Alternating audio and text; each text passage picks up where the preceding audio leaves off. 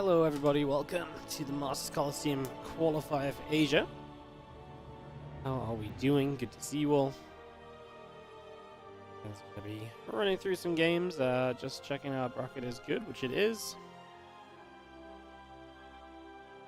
This is basically a question of who we want to cast in the second round almost. More than anything else. It's just single elimination best of 3. There's 4 rounds, guys. It's not going to be a super long stream. We'll just see. You know what? I'm just going to join the official WTL Obs party and just see what they're casting.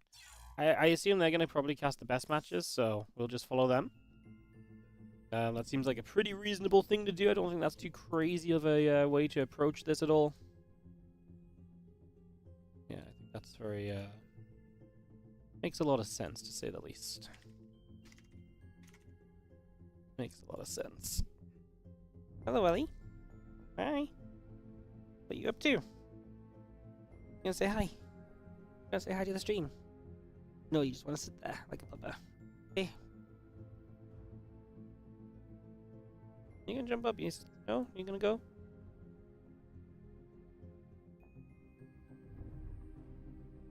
Okay. Alright, so we're gonna go, figure this out. Waiting for our players to be joined. Like I said, I think we're just gonna follow the Chinese mainstream sort of thing. I don't see why we would necessarily do anything too differently than that. Seems like a decent plan. Yeah, we will get that ready to rumble.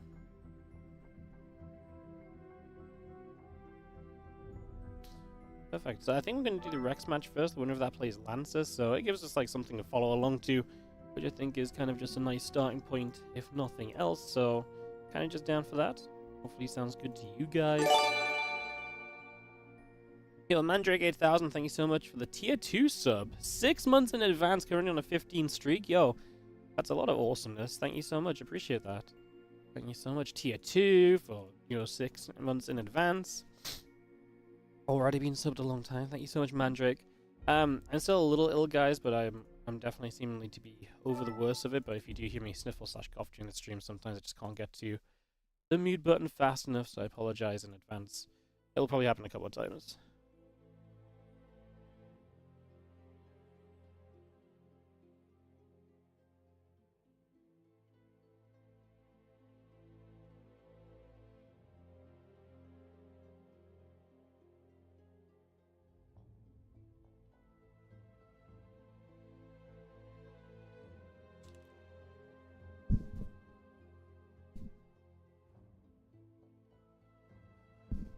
Alright guys, sorry, getting sorted out and getting everything figured.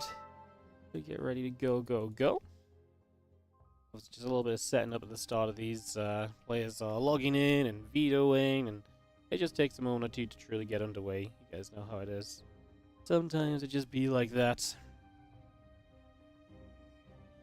So yeah, we're just going to follow the Chinese stream through, because I imagine they're going to have the best matches, / the majority of matches. If at any point certain matches get held as well, it just means that we're kind of in the same matchup as them too. So it's like, all around just kind of makes sense. That's what we're going to be doing. Yo, what's up, Milkers? Thank you so much coming in with the beautiful Prime for 3 months. Good afternoon. Some lurking during work. Hell yeah.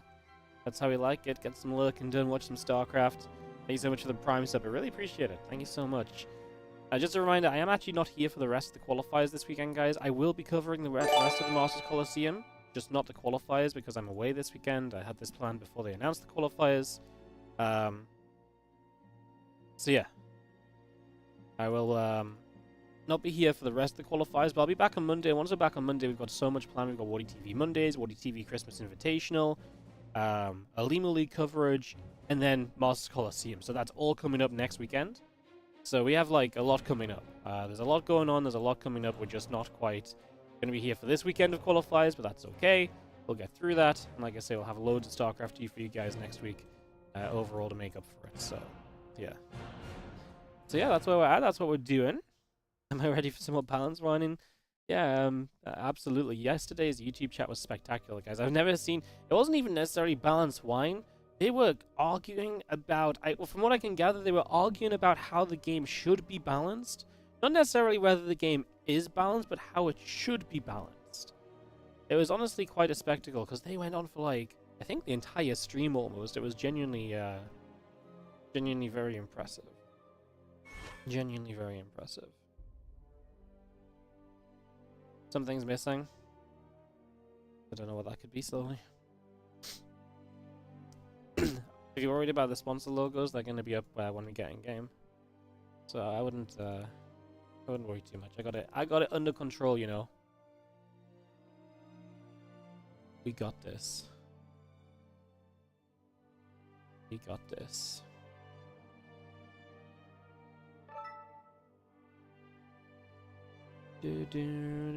There's Rex. Perfect. So Rex is here. That's who we were waiting on just to get this first series started, guys. So we should be able to get going very soon. Kick off into some action, kick off into some games. Thank you for joining us early and being here right from the very get-go. Super excited, like I said, to give you some StarCraft. And like I say, super sad that I can't be here over the weekend for all the qualifiers, because the qualifiers are usually fun, but like I said, I'll be here for the main event, and I'll be here for a whole bunch of SC2 next week. But so much coming up, so much getting planned. December is usually a busy month for us. It's just off to a slow start with Home Story and then, like I say, my own little weekend of doing my own thing. So, yeah. The tree? Oh, we cancelled the tree this year slowly. Decided that it's no point putting the tree up because it's already too late. So, tree will be back next year. Yeah, I'm going to put the tree up, like, when I get home on Sunday or something. Probably. We put our own tree up, like our living room tree up yesterday, so I know that I don't really have to do much for this tree, but the concept of putting a second tree up yesterday seemed like a lot, so we did not put the second tree up yesterday. Is the TLDR on that one. Videos are coming in. Neon Violet Square has been the first video here, so that's gone already. Taking out the equation.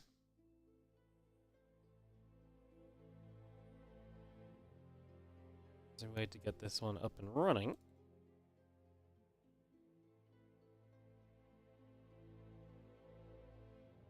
It's Rex versus Silky, which means that this is probably a ZVZ to start, if I'm not mistaken.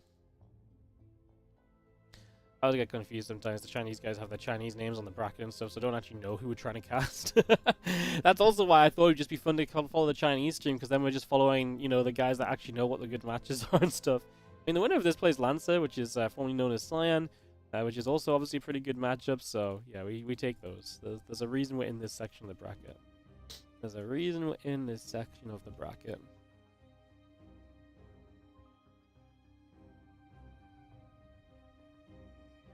A couple of videos coming through, some discussion about servers and so on.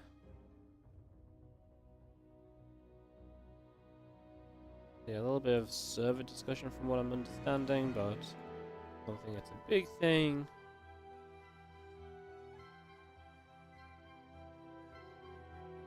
Apparently Silky has forgotten to start vetoing. It's always a classic as well. You know, you show up, you get ready to veto, and you forget to veto. Rex has vetoed Neon Violet Square about 20 times now.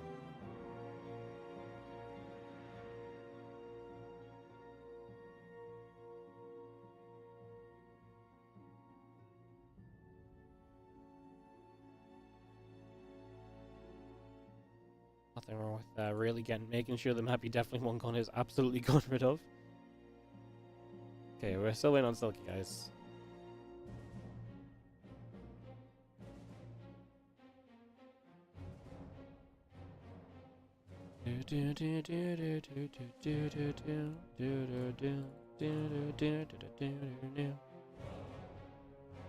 How's everyone else doing? How's chat feeling? Sounds more important anyways. I just figured like this is gonna be a fairly short stream as well. I was like, why rush to put up the tree in here for like this is gonna be like a 2.5 hour stream, right? Depends if they hold the semifinals really. And depends if people actually show up at some point. So yeah, I just really don't think this is gonna be a super long stream. So even more reason to just sort of not really have much interest in it, I guess. Plain and simple. In terms of not much interest in the tree, but like just no interest in like putting it up or like I gotta get it up right now, you know. Have I got the dog there? The dog's, I think, probably stalking Helen. I think the moment I start talking, Ellie realizes that I'm not gonna feed her anything, and so she's like, right, bye, see you later. She's out of there. Ellie's very excited because she's going on vacation for the weekend while me and Helen go away. So yeah, she's well, she doesn't know it yet, but we've been telling her. She'll have a great time once she realizes where she's going. So yeah, got your Christmas tree up and you're watching all Christmas movies? Hell yeah. Got that Christmas vibe online. El Dorado has been vetoed, so Silky has arrived, guys. So we are now actually making progress into our games.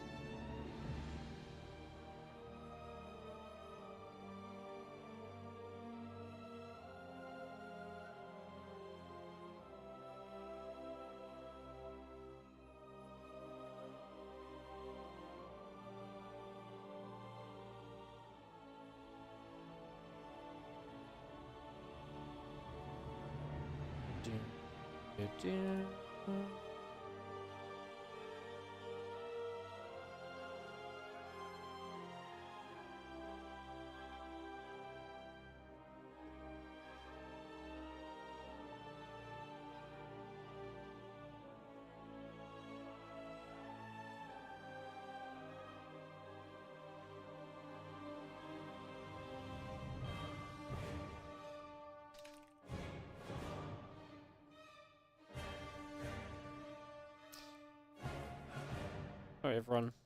We are not far from getting started, I feel like.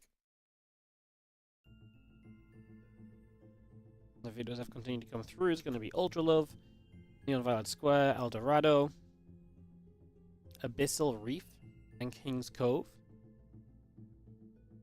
Nice.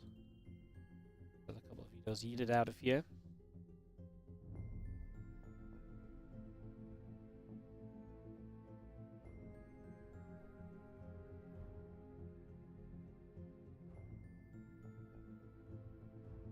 You like to watch really bad low-budget Christmas movies? I can't even imagine what a really low-budget bad Christmas movie is, to be honest.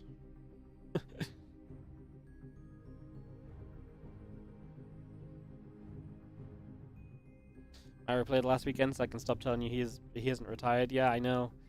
The best part is I had all these people asking me all the time, and I knew he was going to be at Home Story Cup for like the last couple months, you know. So I knew. And everyone keeps asking me, why isn't Mario playing anymore? Is he retired? I'm like, no. And they're like, are you sure? He's not played in anything. He could be anywhere right now. And I'm like, yeah, I'm pretty darn sure. And have people like, no, I'm pretty convinced he's retired. I'm like, ah. That was definitely an experience.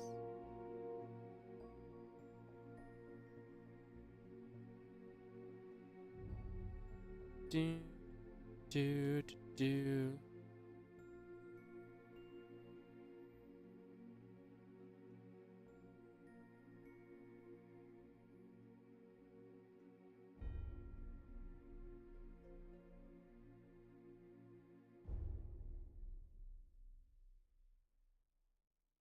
Just waiting for our final veto ban. Yeah, we're waiting for our final veto to come through, guys. Once our final veto comes in, we can kickstart this. Apologies for the delay. Obviously, just going at the pace of our players. We are literally waiting on the players. If the players weren't involved, we would have been started already. But they do need to veto the maps and then pick the maps as well.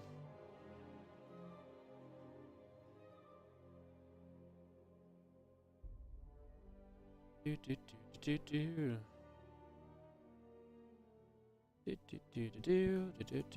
so excited to get started, actually. I like really am just ready to begin. It's either going to be Amygdala, Frostline, Ley Lines, or Whispers of Gold. Those are the choices upon us here.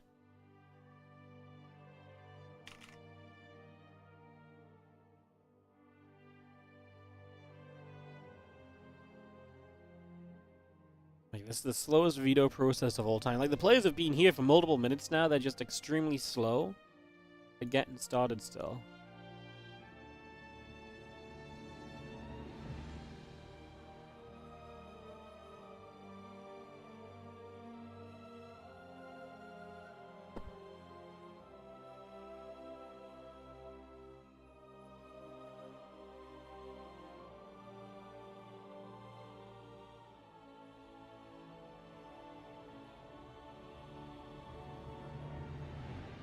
Hey, we got the last veto, ley lines. Now we just need to pick a map.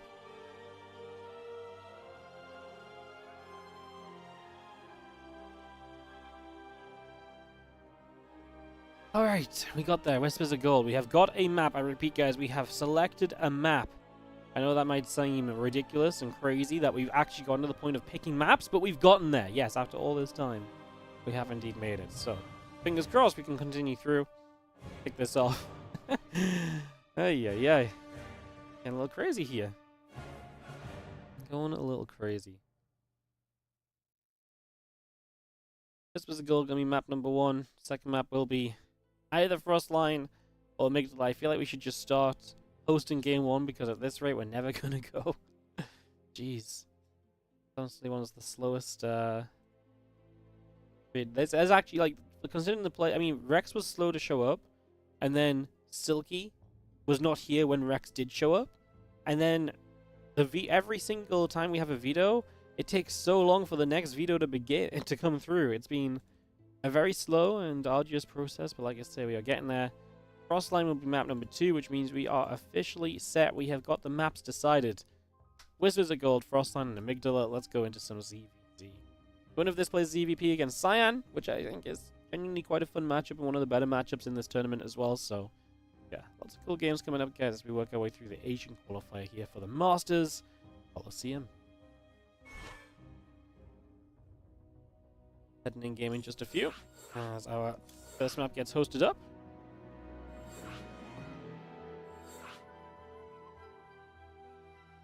It's definitely been an experience to start us off today. Yeah.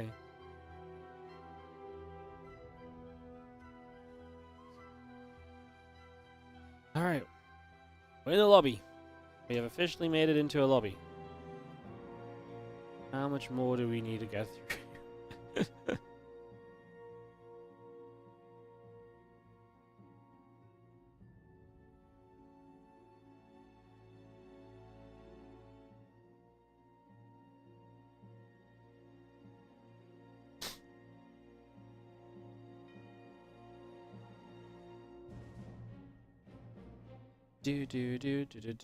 Waiting for Silky to say ready.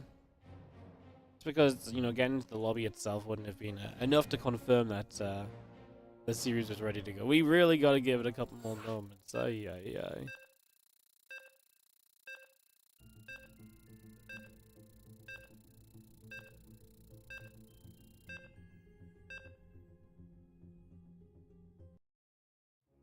Alright, we're counting in. Whispers of Gold is going to be our map, guys. Thank you for your patience. I appreciate this was a long, like I say, difficult process apparently to get in game, but we are officially allowed to go in game. Cast some StarCraft 2 here today. Starting up on Whispers of Gold. Just a few moments. We're going to be having in the top left-hand side of Whispers of Gold in the ZVZ. The red Zerg player is Rex. Down in the bottom right-hand side, our blue Zerg, it is, you guessed it. Yeah, I know, everyone guessed this one, right? It's Silky. Well, I mentioned his name like 5 times because we were waiting on him to veto a lot, but you know, I guess if you didn't figure out from there, then I'm kind of looking at you like, well, what were you doing all this time, guys? You know, like, so yes, this is Rex, and away we are gonna go as we kick off some StarCraft 2. Rex and Silky.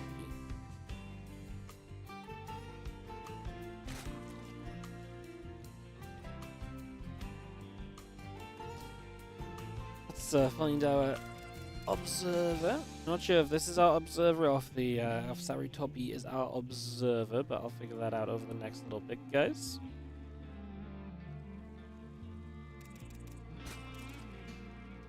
Just because I'm still a bit sick and I feel like my observing is not going to be ideal.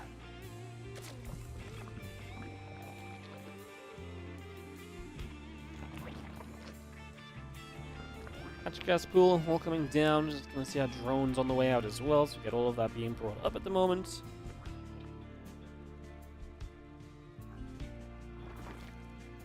Do you just get to settle in here for a little?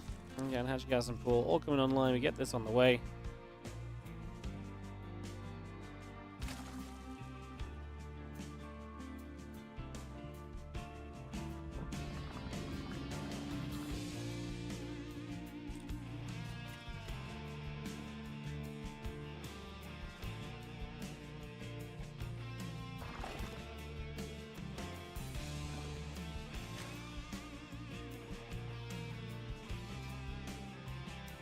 It's gonna see a drone move across. It's gonna be seeing a couple of drones moving about.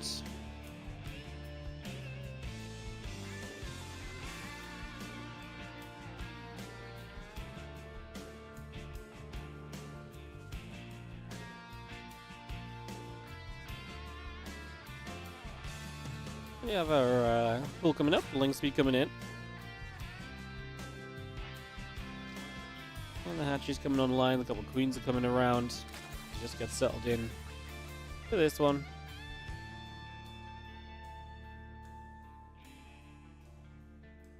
Hatch on the top.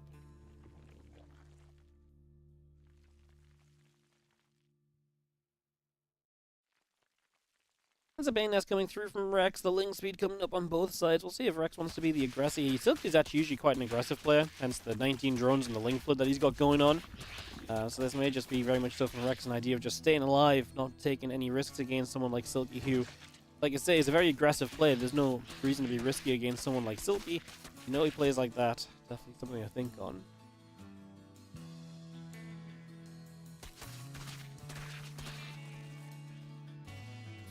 Okay, that's about to finish. The lings and the link speed coming about. Baneling's going to turn around, go the other way towards those lings. That link speed, obviously, already being done is big, but the fact that Morphin and Baneling should help a lot. Let's see how this fight goes. The Queens pull back, trying to reduce the surface area. Extra lings showing up. The Banes are about to finish morphing. One gets cancelled, other will morph. That's a very easy defense for Rex. This is a very simple game from here, because Rex will not die. And as Rex did not die, he has a significant worker advantage, and that's significant enough in a mirror matchup to be the difference. We've seen it many a time in the world of ZVZ where it's like someone, doesn't make drones and they focus on the units and they don't do enough, and boom, just like that, you're in trouble. And that's kind of exactly where we're going right now as we see the Link Bane continues to move about.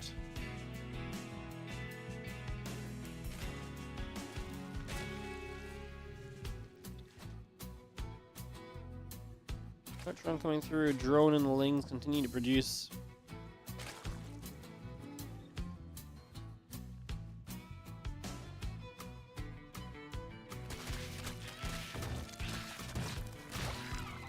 Feeling is going to run about. Rotron on the way, a couple drones on the way up as well.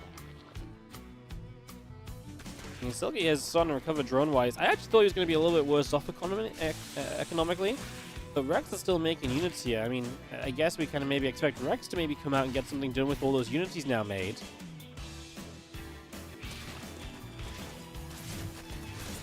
That's not been the case so far, though.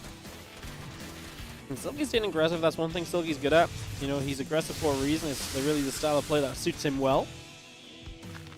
And he's very good at making aggression work.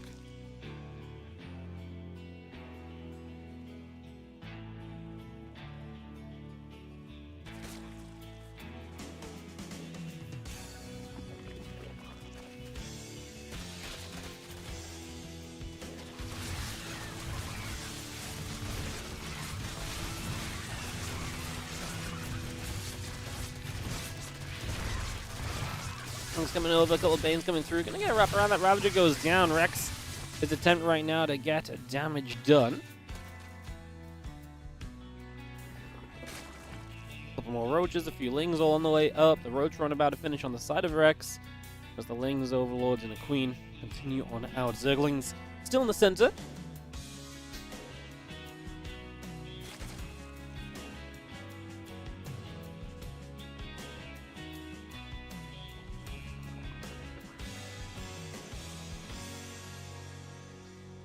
And a few Roaches all on the way up from Rex here. The Queen coming through. The Lings on the way as well. Those Roaches all continuing up. Extractor starting.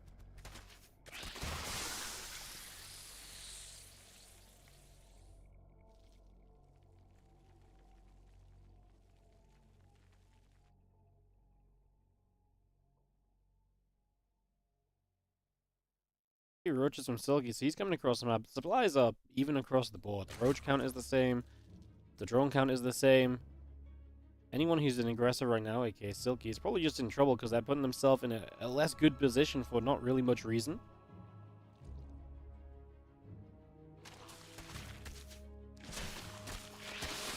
Not really expecting to get too much out of this as those Lings continue through.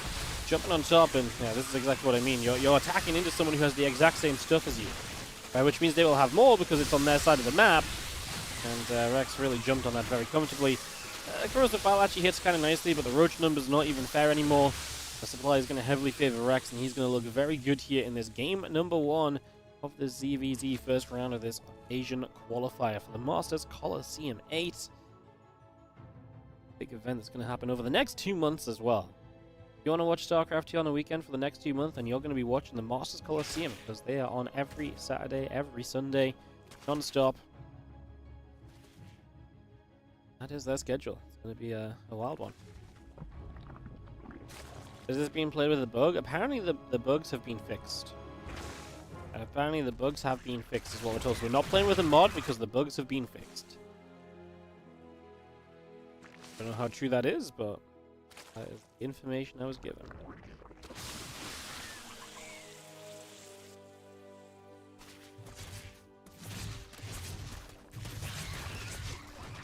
Drone's gonna fire it up a little bit. We just have ourselves the lair, the Eva Gem coming in, Lings and a Roach coming up, the Extractor's on the way out as well, just for the moment. What bug? You know, apparently Cyclones are pretty darn good. Yeah, there was some bugs. I actually didn't know this. This was just what I got told from the, well, basically that's what the Chinese admins just told the players. They said there's no need to play with the mod because the bugs have been fixed, so.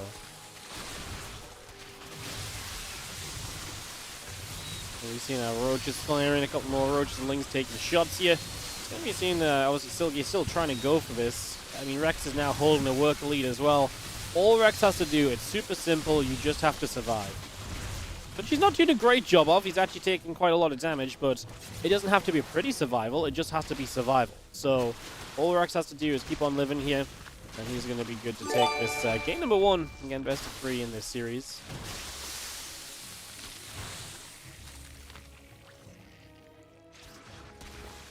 He's going to run across. The Roach is going to get wrapped around a little bit.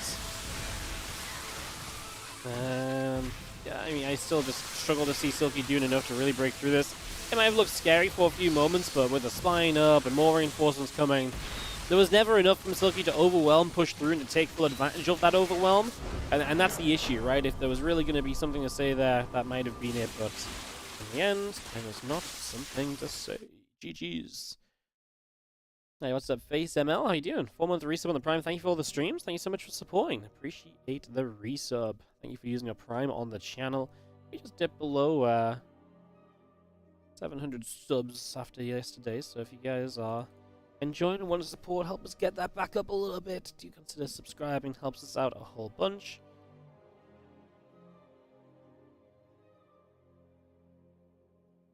We'll just take a moment and wait for our next game to get hosted. Wait for our next game to get hosted here. You just finished watching the Home Story Cup replays? Hell yeah. Home Story Cup was a lot of fun. Fun games. Definitely a pretty cool event. Always is, to be fair. What's up, Salty Medevac? Thank you for the casting and support. It was an awesome event. Thank you so much for the 2-month resub on the Prime, mate. Appreciate it. Thank you, thank you, thank you. Thank you, thank you, thank you. Alright, we're going to go into game number 2 here. It's going to be Frostline as our battlefield. Only 1 advances from the Asia qualifier. Yes, there's not a lot of slots in the Masters Coliseum. So only 1 will advance. The bracket gets very cool, right? Yeshi, Lancer, Coffee, Rex, Firefly, T. I mean, a lot of good players in here. Like, this is absolutely going to be some good players missing out, but you consider the level of competition in the Masters Coliseum, and the level of competition in the Masters Coliseum is, like, up here.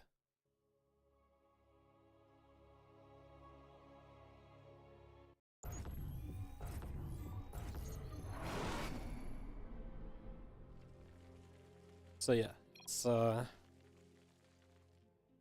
be a fun few weekends with this coming up and continuing through.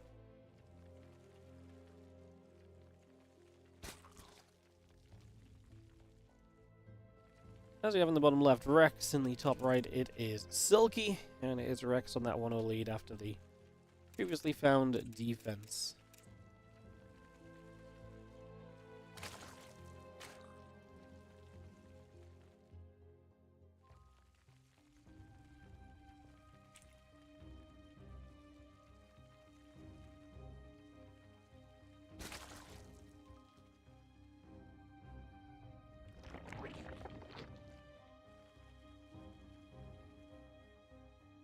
So you see a hatchet going down on the natural. Drones coming on either side.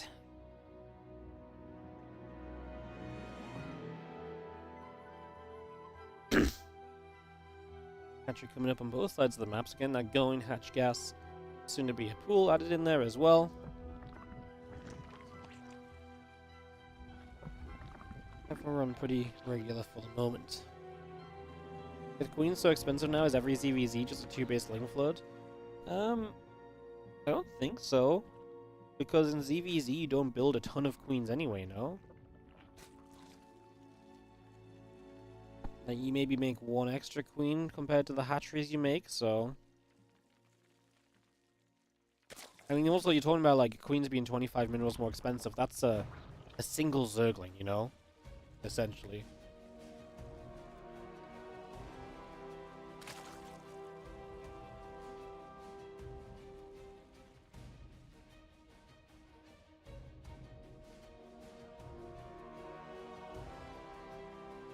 Overlord heads towards the upper right.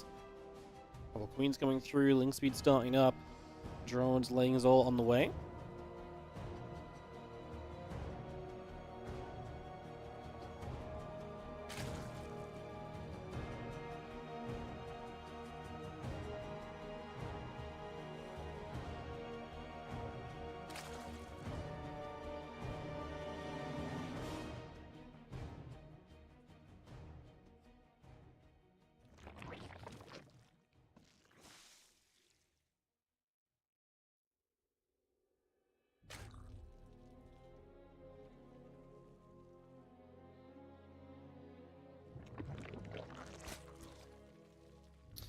Things be building up, the Bane nest coming in on either side, the hatchery coming through as well, so we continue to get that up and rolling.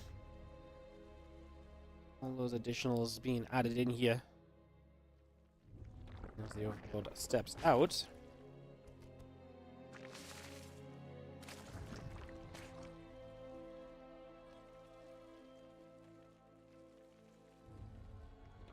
There's a lot more lings on the way up here on the side of Rex, so we're just going to bring those lings out. Ling speed coming up.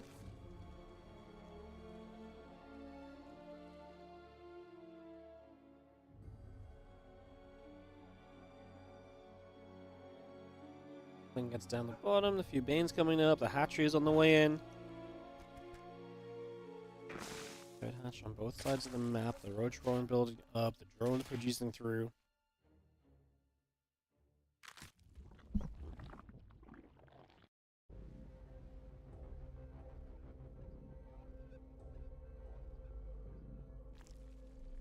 Bear back 1 sec, guys. I'm just gonna check on Ellie.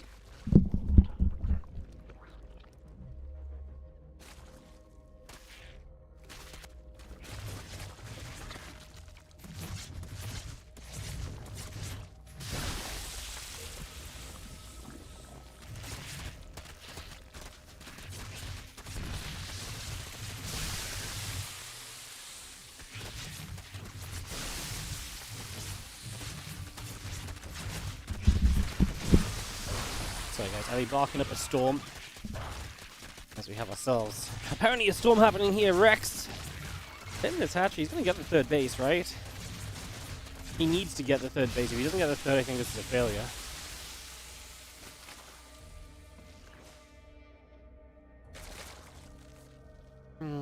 Third hatchery survived. I don't understand why he turned onto a roach there. Really felt like he had the third hatch kind of killable, but didn't take it. I find that very surprising. I think killing the third's one of the best things he could have done now. I really don't like his position at all.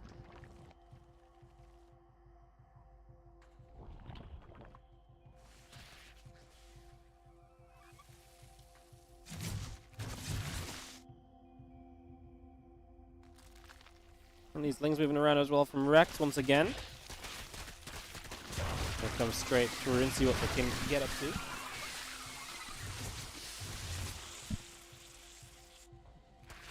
Just moving back over, Ling's gonna get into the main base, just gonna be seeing how other units moving about toward the natural. Damage looking to be done again, the lair coming up, the roach is on the way. I mean, this is just still not enough from Rex, and he's baking a lot of roaches now, but he's been behind on economy for so long.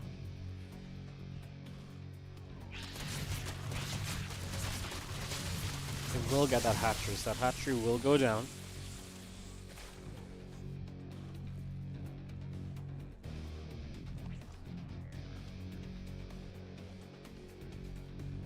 Roach should be coming in, the roach is building, the overlord's coming through.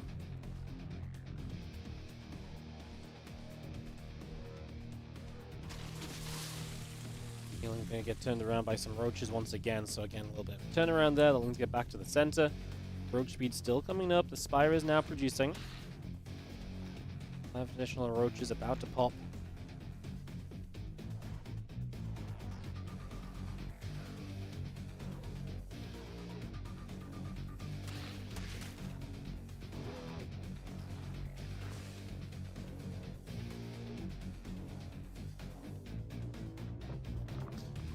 Spire keeps on coming through. Just going to be seeing the roach speed coming about as well, so we keep that on the go also. And I mean, Silky, I think, is rich enough to do what he wants, but he's got to be careful not to die to the all-in. Building the Spire is cool, but if he dies going to the Spire, then it's going to feel really silly. So that could definitely be a factor. Roach is going to move out.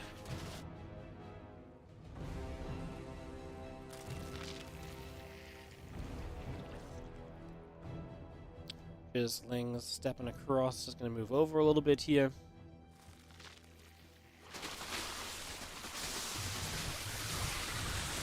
Gonna start taking this fight. A few Lings coming in from the other side. The Banes are here to help. At the end of the day, we do have the Spire finished. If you want to make a few meters, the problem is they've got to clean up before damage is done. I just don't think that happens. I'm going to say that's a lot of Banelings. We honestly could have maybe killed a few more of those more quickly. Even then, the Banelings don't do that well. Kind of defending against this. The roaches are going to stand strong on Rex. Like I say, you're making meters now, but 3 meters are going to take such a long time to kill these roaches. That's the problem. That's why I was like, actually, I kind of like that he's not building meters. Try and survive this, then build meters. I mean, altogether, obviously, this has just fallen into a little bit of a disastrous position. As our roaches continue to sit at the front and look very comfortable and confident. Yeah, I mean, this is looking like we're going to get ourselves a GG in this one as our roaches move up into the main. We'll be seeing the drones are going to come pulling through again. The roaches continue to fight. There's a couple of drones still getting chased out. The lane is going to come through as well. It's going to be seeing the roaches still getting going. The drones are still dying. Damage being done across the board. At this point, you're on 34 supplies Silky, so recovery is starting to become out, go out the question. Even if you do recover at this point, your opponent has got the time and the tech to build up Hydras against the meters, so I just don't think there's any real concern here for Rex. GG's, and Rex takes game number 2. Silky had this game in such a good position, and he went Spire. Going Spire while ahead is fine, but you can't die. Right, there's one big rule: do not die, and Silky didn't follow it. Like he did not put himself in a position to keep himself alive. So yeah, he just had to be a little bit more aware of what was going on, have a little bit more awareness in general, I think.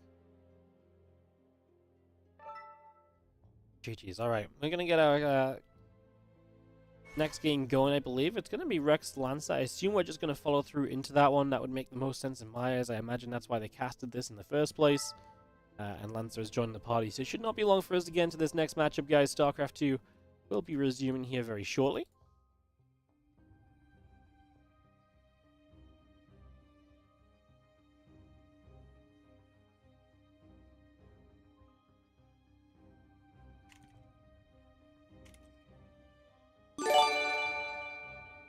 Yo, Fnatic SCT, my friend, how you doing? 52-month resub on the Prime, as always, heavily appreciated. Thank you so much for supporting. Thank you, thank you, thank you. Really appreciate it.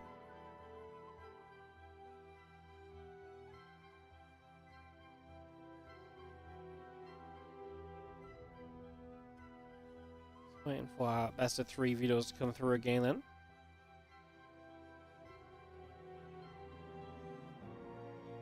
This sorted out.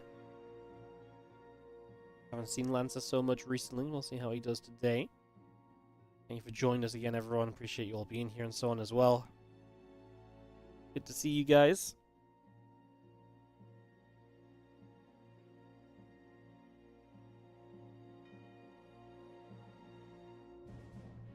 do do do do do do do do.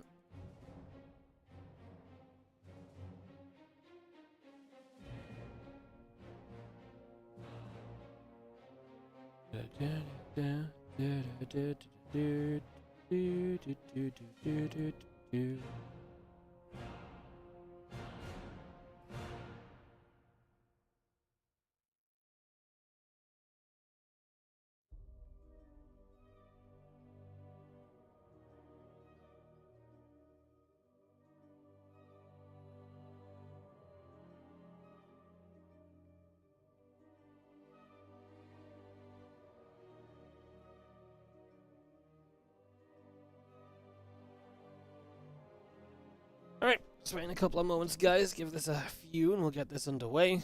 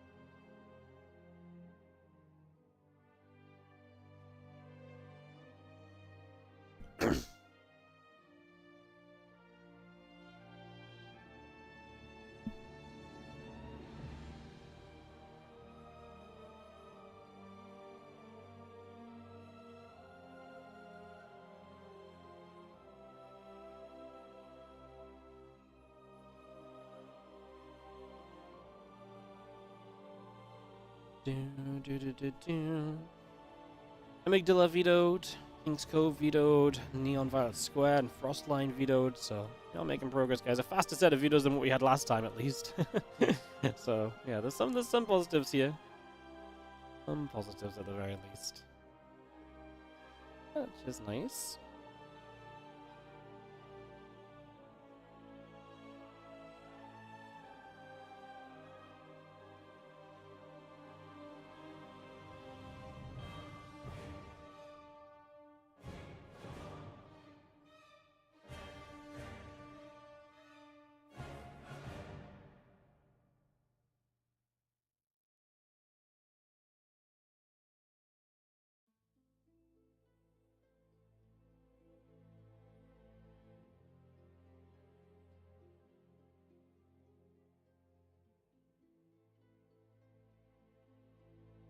Maps that will be played: Eldorado, Ultra, and Whisper. We're actually going to be playing Eldorado for map number 1. Perfect. That was not the original order. We're actually going to play in the order I just read it out in. Okay. They hadn't picked the order when I said that, but it turns out they're going to pick it in the order that I said it in. So Eldorado, Ultra Love, and Whispers of Gold.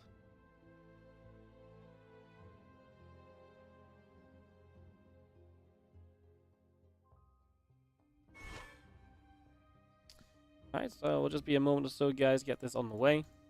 This is off very soon.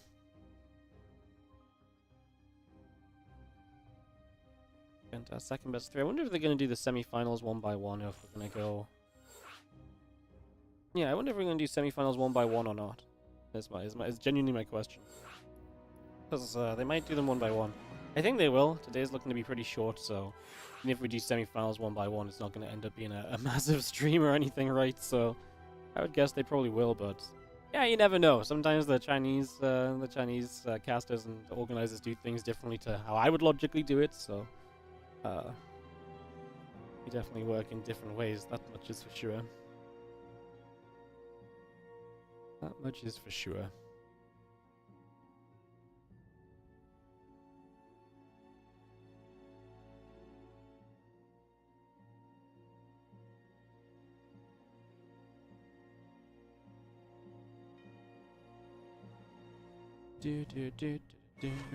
All round of 8 is set, by the way, so we're just missing, so all the round of 8 matches will begin.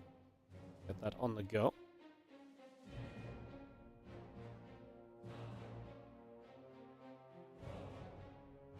Cyan is just lagging. Okay, so he's just going to restart a little bit. I'll give Cyan a few moments to get that sorted out, get back on track. Nice.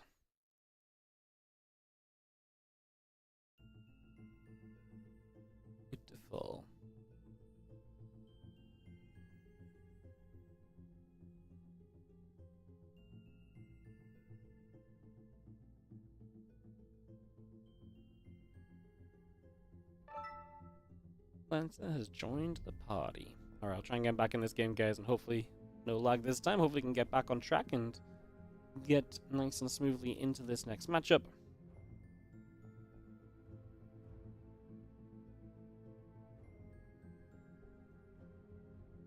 Lancer ready's waiting for Rex to do the same. And we'll have this nice competitive PvZ, and I do think this is a competitive PvZ as well. You know, we favor Lancer, previously known as Sign, in case you're like, who the hell's Lancer? But I think he's the favorite, but I think Rex is absolutely good enough to put up a fight and a challenge here, so no doubt on that one. As we jump into El Dorado for map number 1. That's number 2 of the day. Get this on the way up, get this going, pick Stardust, some more StarCraft 2. Let's see what Rex and Lancer have in store. On a weird and funky map to start off with, I'm so happy El Dorado is getting picked in some of these series because, man, it did not get any love at Home Story Cup. This map was severely underplayed, and how dare they underplay it so heavily. It's a great map. I think one of these maps that you honestly probably just need to play a little bit more on before you fully figure it out, so it probably makes sense for it to see a little bit less playtime early in its life cycle. So nothing wrong with that, really, just things to consider.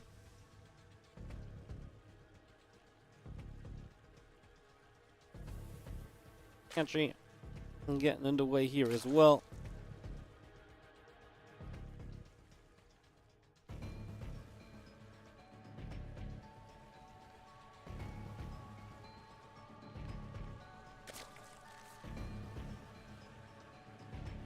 And we've seen our hatch coming through, drone on the way. Just get settled in for a couple of moments.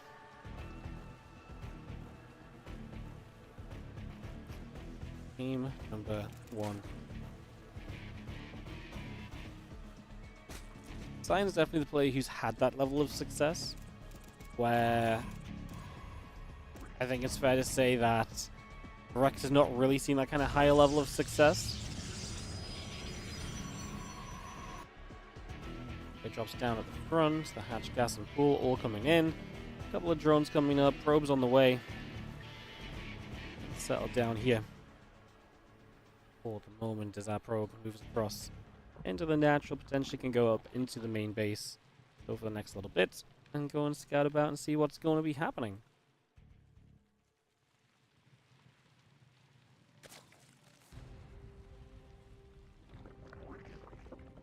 Probe moves about, the drone's going to keep on mining away there just for a little while.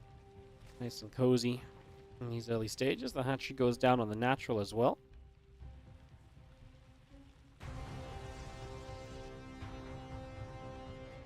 Is Mara going to the military now? No. Why would he be going to the military out of nowhere? How is this? Okay, so we went from has Maru retired to, like, now that he played at Home Story Cup, is he now going to the military? Maru has signed his team's contract until 2026, so it would not really make much sense at all for Maru to suddenly be like, hey, thanks for the contract, team. By the way, I'm not playing StarCraft 2 for the next 2 years. So yeah, there's zero reason to suggest, assume, or anything that Maru is doing anything but continuing to play StarCraft 2.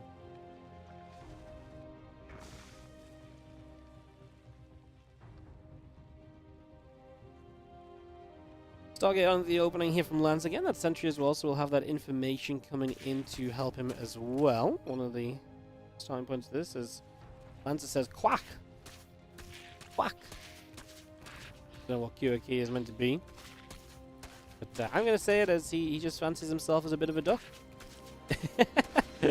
I don't know, I'm sure it's something like on a, you know, if you'd write that on like the Chinese keyboard or something, I'm sure it means something.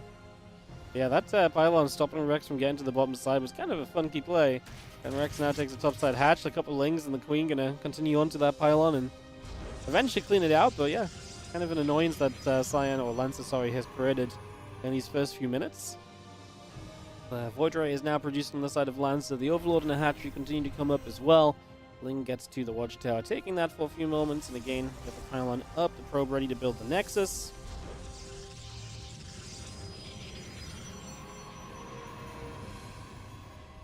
The Nexus will indeed begin. So we get that started. Approach our own building. Hatchery coming by.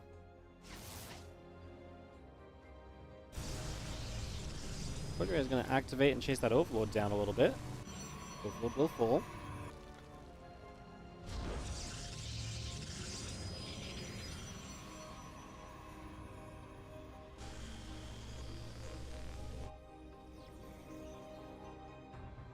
Oracle just going to journey across, heading over that far right-hand side.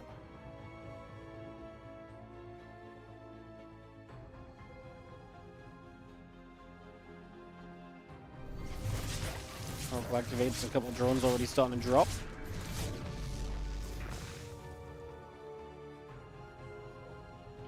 I mean, nice to get rid of an Oracle, right? So, whenever you see that one flying overhead and dropping down, it's obviously a little bit disastrous. Queen's gonna fight that Voidray. Voidray will end up taking quite a bit of damage, so quite a few shots going off there. Damage being done.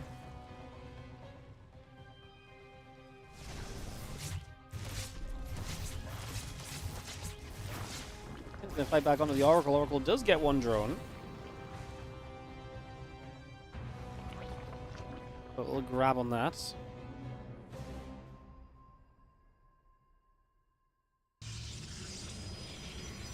Again, Twilight Council, Forge, Gateways, and Probes all producing through the additional Extractors, Lair, and Drones in production as well. Oracle getting very low, man. We're just really trying to dive for as much as possible, but in doing so, your Oracle's ending super low HP, and that means that you already lost one. Do not lose a second, because then you lose so much map control and so much potency on the map. I mean, Oracles are great for a reason, and it's because they're good throughout the game, not just at the start. You know, it's good to open Oracles because it gives you Oracles until this game ends, in theory. Unless you throw them away, which is what's been happening. So, yeah, definitely not ideal to be seeing the Oracles take so many hits and be in so much trouble constantly.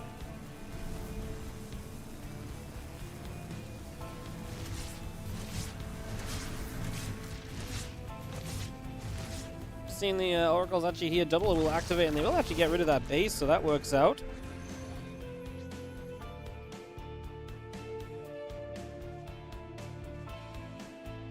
A bit of a cleanup there.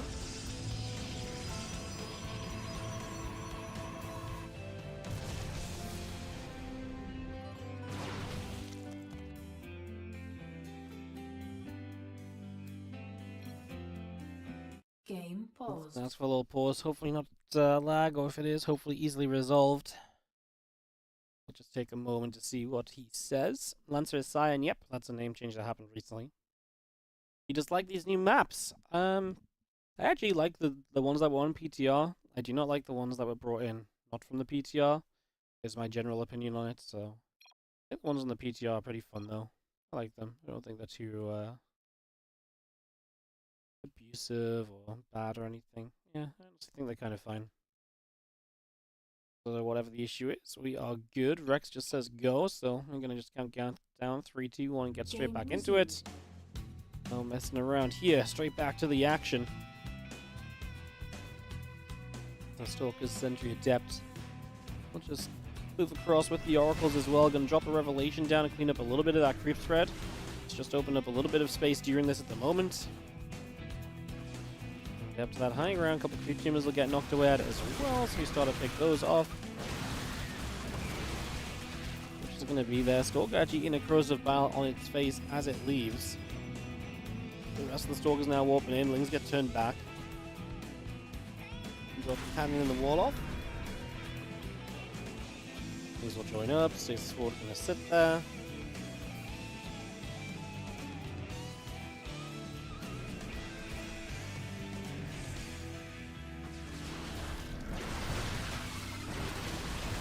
I mean, this is honestly Lanzor putting himself kind of in an annoying position, just kind of asking Rex if he's going to overcommit into it.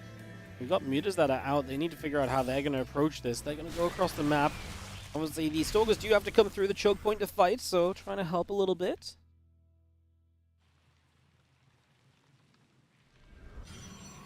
Just arrive on the other side. Just going to get straight onto those probes.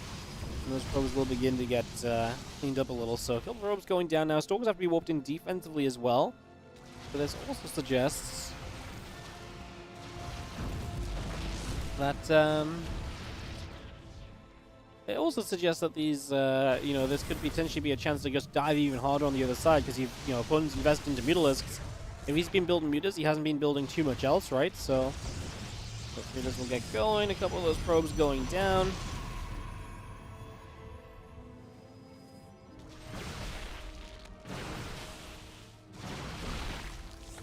Stalkers do be blinking underneath and getting quite a few of those Mutalisks as well, so more damage being done. Ling's going to get caught in a stasis ward. And Hydroden is coming by, the +2 attack, missile attack upgrade coming by as well. Again, Drone, Ling, Hive, all continuing by. The Mutalisks in production.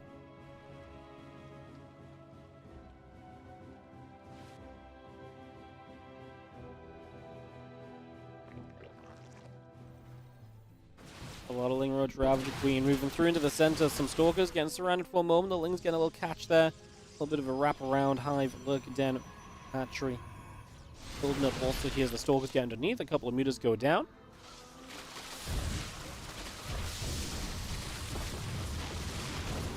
Got ourselves a few kills here as well. Let's just get some damage done. Just going to be seeing them. Void Ray still trying to activate also. Extra Zealots warp in. They're going to get going. Queen goes down. Spire going to be in a little bit of trouble as well. It's a big warp into the main base. Obviously, Rex still trying to get something done across the map. We do lose the Prism, so that's the end of it for now. After this attack, we'll kind of not have any further aggression for a little bit. The Spire is going to fall. Just so nice to know that there's not more Spire units coming up. It's not likely, but that being a confirmed fact rather than just a possibility is really nice. It just tells Lancer a little bit of, okay, what can I do or what can't I do? What do I still need to respect, etc. Just like I say, a couple of decisions that he can now make that he was not necessarily in the position to make previously.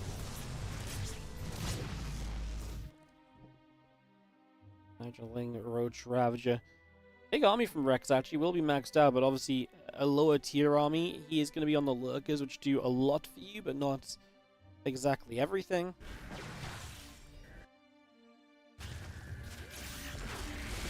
Stalkers move up. The Lurker's going to get some shots back the other way. The Queen's going to come forward.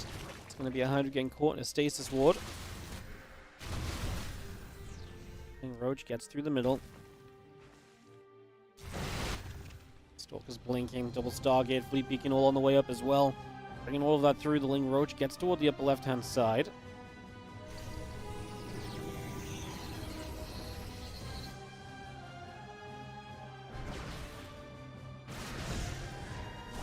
Stalkers still continue up. We're just going to be seeing the Zealot's going to get a wrap around on that hatchery already, so the top right hatch immediately in trouble. Roaches will come forward. Cannon, pylons, going to be a problem for you here.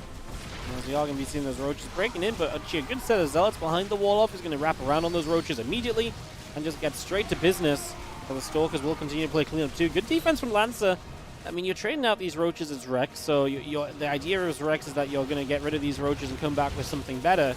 And he is producing Lings, for example, to fill that supply, which is going to support the Lurkers much better than the Roaches will at this stage. So yeah, he is improving his army by losing those Roaches, so not the end of the world. Just something to obviously keep eyes on. See those Stalkers continue to come through, and Stasis Ward's going off. Tempest on the way, so Lancer definitely realizing the kind of tech he may need to kind of deal with this army at this stage. Making that transition, already having the Fleet Beacon in place, for example, is very important.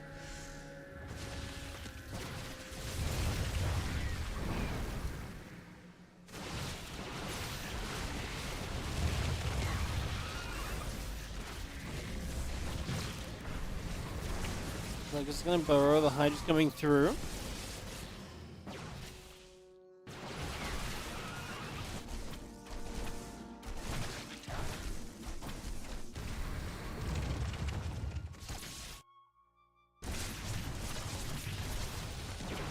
They're just going to sit there, Hydra's going to press forward, Lurker's coming through.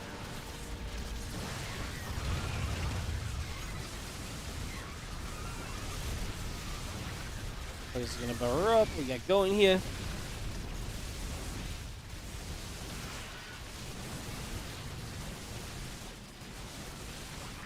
And these Lurkers continue to fight. Nexus will go down.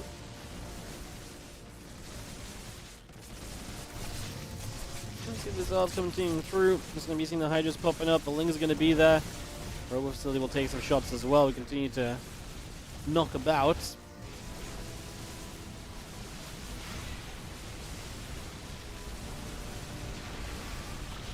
As Lurkers continue to fall, I mean, it's a good cleanup from Lancer, and I'm afraid for Rex that his army was really built on size and quantity more so than quality. And rebuilding to that size is not exactly going to be easily done. Now, Lancer's not exactly on the best economy in the world, but yeah. I think it definitely does look very good at the moment here. For our boy Lancer. Why do I keep saying for our boy? Someone over the weekend at Home Story must have said this a lot, and I've just picked up on it. Because right now, that's not a phrase I think I would ever say, and I said it like 3 times yesterday. Already seen it today. Ay, ay, ay.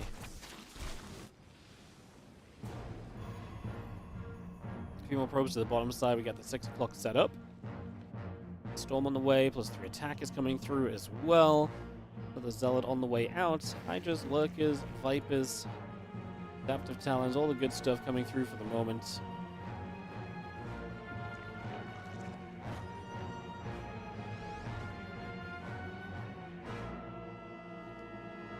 I mean, Rex is getting up to a better... I mean, honestly, the fact he had his opponent on less than, sub 50 probes maybe does a lot for you, actually. Maybe that is a big plus. Zealot's going to come about. Just going to go chasing around. Army gets to the south. Stalker, High Templar, and Tempest move to the high ground here. Got the Crypt Tumors going down already. Just going to bow her up. Just going to be seeing the Vipers nearby, ready to join in. A little revelation from some of those units as well. Keep track of everything.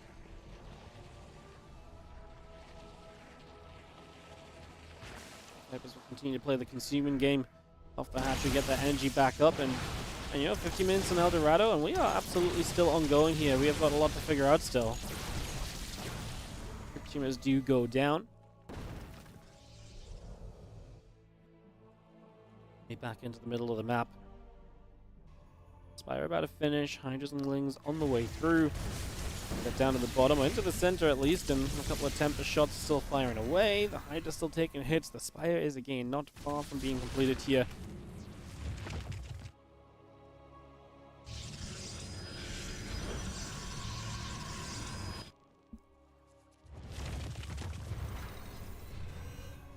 Coming through the Watchtower once again.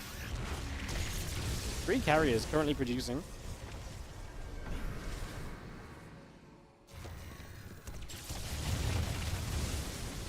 A lot of carrier production available then, a lot of carriers out and about.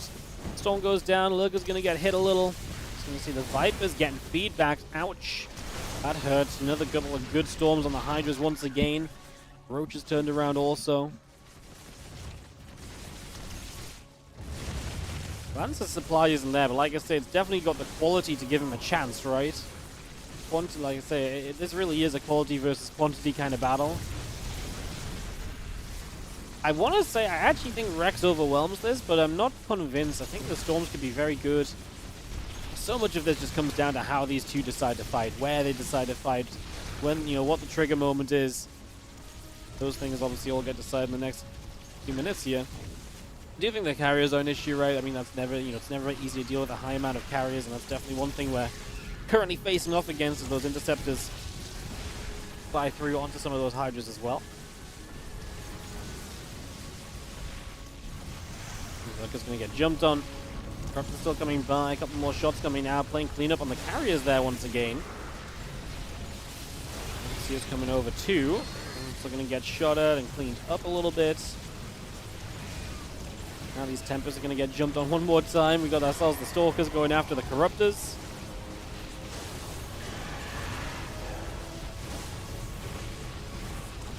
Let's get rid of one more carrier, but Rex's supply is down in the gutter. I mean, he's going to clean up a lot of the tech units, but just not enough of them. It's looking as though Lancer is going to take it down in the end, man. Again, quality versus quantity. Rex had so much, but Lancer, like I said, he had the right units to be able to trade well, and he took the engagement, which allowed him to trade well too. He didn't rush into anything. He decided, he picked away at a lot of stuff for a lot of time. He sent a lot of warning storms out to begin with also. These were all very positive things for him. They all went a long way. The Lurkers did not do anywhere near as much as I think they absolutely should have done. They should have done so much more. But that never came to be. As our Nexus drops down, Stalker's going to fire away. Some Corruptors taking damage. Nexus coming through. And again, the Stalker's going to get to business on these Lings. Is being picked away at right now. Just going to be having ourselves the Observers there. Going to provide some vision as well as we move into the center. A lot of that creep spread continues to get knocked away at.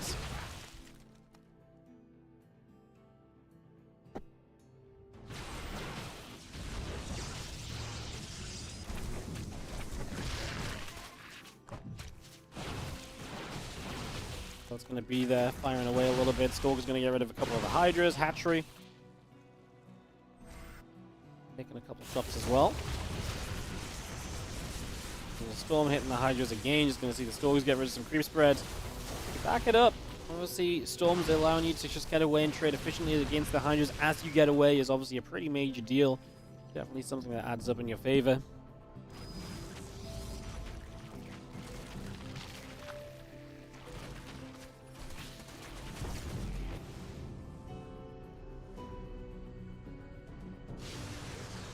Hydra Lurker moving around. Just going to be seeing around the top side, moving about a little bit as well. The Great Spire is officially on the way in also. Another big positive.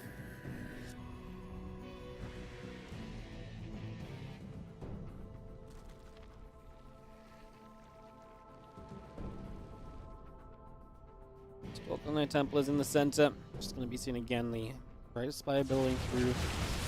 I mean, if Rex could get to something like that, cool, but I actually don't even know if I love the idea of making Broodlords right now. I mean, you've got 5 Corruptors out. Maybe if he just assumes there's no army and these Corruptors are useless otherwise, sure, but Broods are going to slow this game down a lot for you. I don't think that's going to help you necessarily against what Lance is about to do, which should be to put on a lot of pressure in the near future.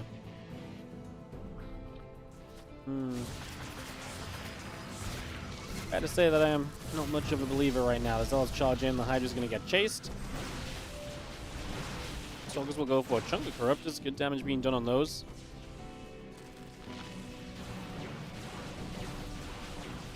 Now we chase the Overlords as well, multiple of those. I mean, yeah, I'm just trying to see any positive for Rex. Maybe I'm being a bit negative, but I think the supply speaks for itself. I don't think we need to dive in depth on this one.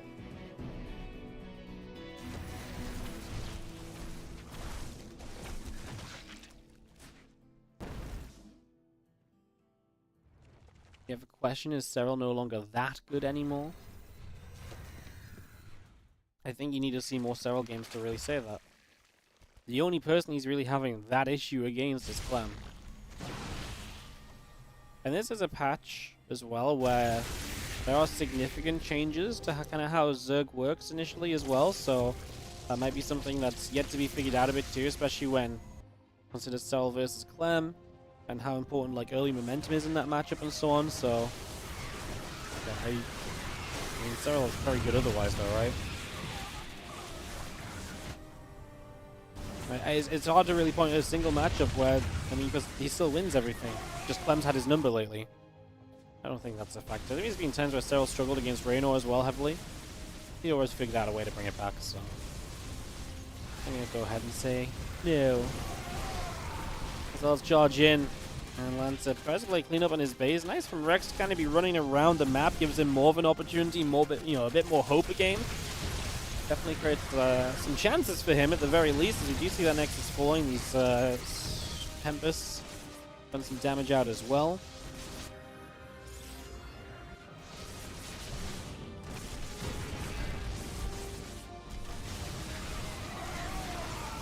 There we go, as we're trying to fight through into a couple of lurkers here. We need some detection on those to help.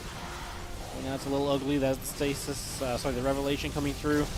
There are some storms available as well. Definitely, like I say, not the prettiest fight of all time, but it is a fight that is making something happen at least. Now the storm comes down. Lurker's still firing. And the Tempest gonna sit there chilling overhead, knocking down lurkers one at a time.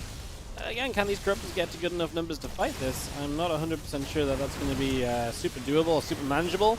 Keep on dropping in the Storms, the Lings. Going to get stormed up as well. 2 Archons end up morphing in. The Tempest going to turn again. Lurker getting shot at. This forward hatchery on the top side going to be in position too.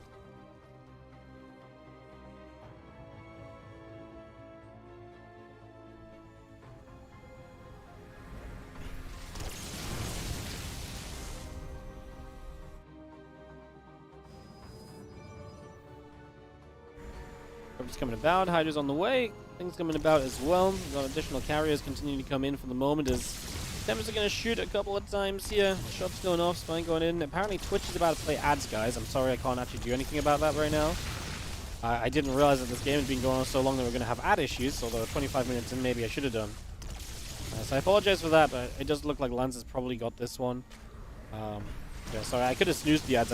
I just did not look at the part of the screen I needed to look at. Oh, you know what? It works perfectly. Perfect. Never mind. I didn't need to say anything. Lance wins the game. Spot on time. Cool. You guys are going to see some ads on Twitch and on YouTube, because I'm going to press the ad button manually on YouTube as well. That was perfect timing. It still says ad starting soon, but yeah. I mean, that is pretty much perfect timing. All right. Worked out in the end. It's lovely.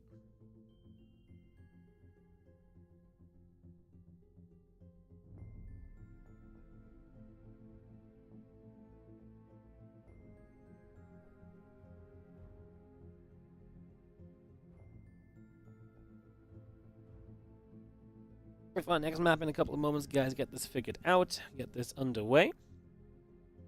See what our second map is going to be.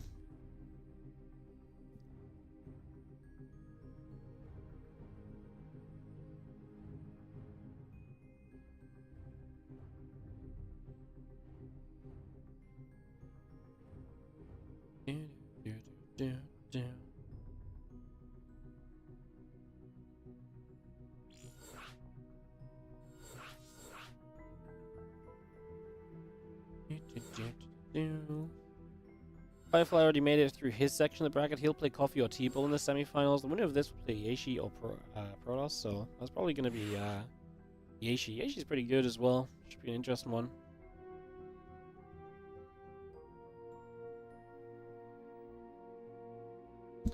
Should be an interesting one.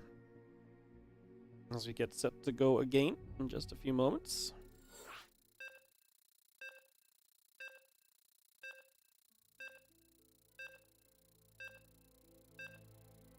Excuse my yawning, guys. Being a bit sick hasn't exactly helped me. So I actually had a pretty good sleep last night.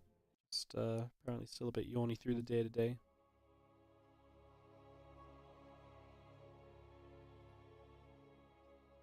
Map number 2 here will be Ultra Love. Let's take it away. As we have gotten top right corner from offside, the blue Zerg player. This is Rex. Taking on our red Protoss in the bottom left-hand side, we have Lancer. Off and away we go. There's some more SC2.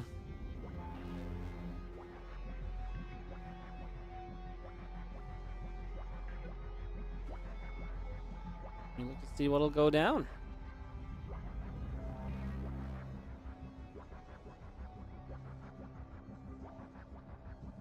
Kick off into our games.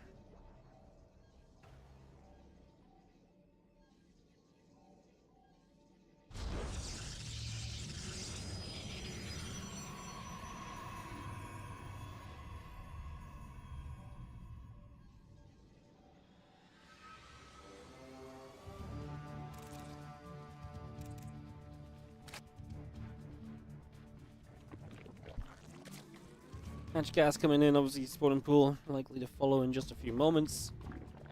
Ready to roll.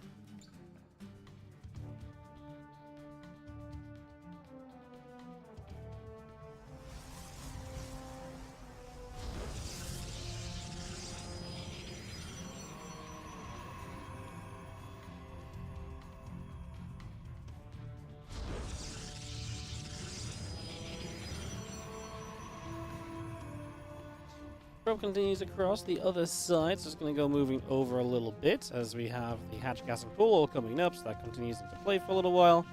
Just get that started for the moment.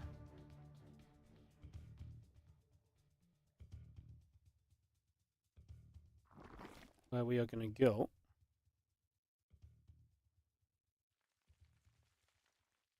Probe moves back over. And back in position for a little bit. And yeah, that's kind of where we sit for the moment then. So we'll just sit around and And link speed will come through. The warp gate is on the way, so all of that getting started right now.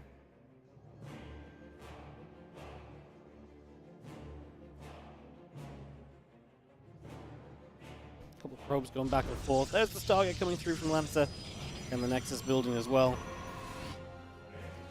Don't forget to update it 1.0. Oh, thank you so much. Distracted. Apologies. Any news on GSL next year? Wasn't it crowdfunded this year? No.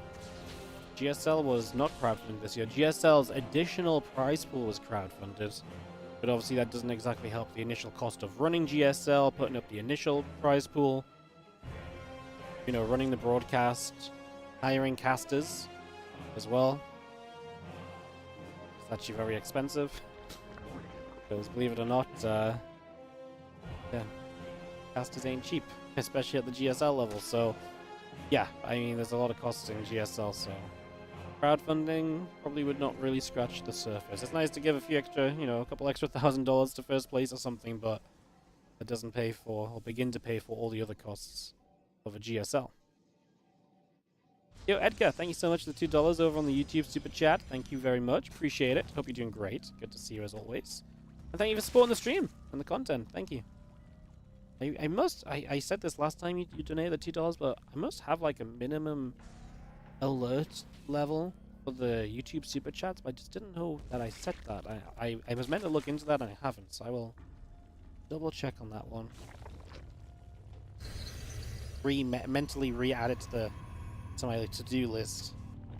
Freshen up the idea of checking that will not be a bad thing.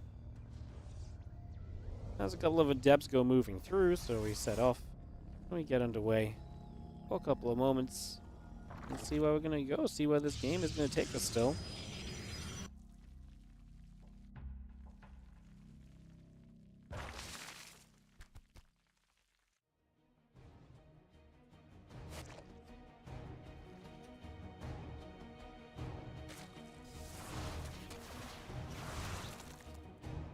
See the adept's gonna be there. Ling's just gonna get pushed back as well.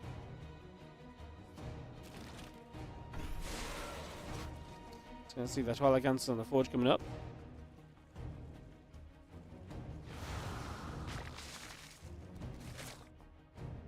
Things gonna come about. Oracles are gonna be there, so we move around a little. Just gonna be seeing the Ling's actually coming to the other side. Rex put on some pressure. This is only 39 drones from him, so yes, on the aggressive side of things here, looking to try and get some damage done.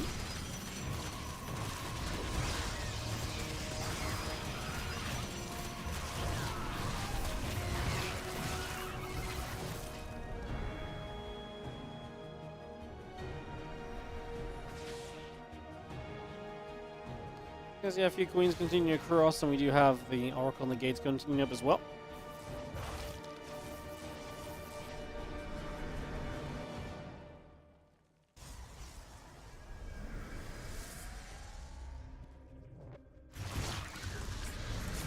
Oracle's going to be there, Ling's going to wrap around.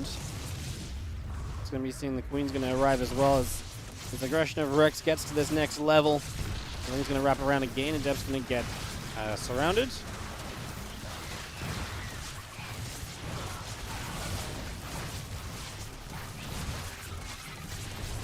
Going to be seeing those queens continue to shoot. The Oracle's taking quite a lot of damage. I think this is a defense, especially as we can energy overcharge the battery to get the healing back going. And now it's really just a fight against these queens, which, as you can see, obviously can't transfuse or anything off creep, so they are just going to be on their own, and they are going to get taken down, and that is going to be a decided fight, and that's going to put Lancer into an incredible position now.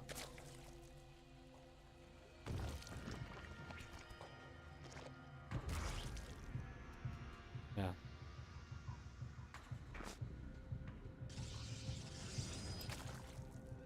Looking pretty darn good here.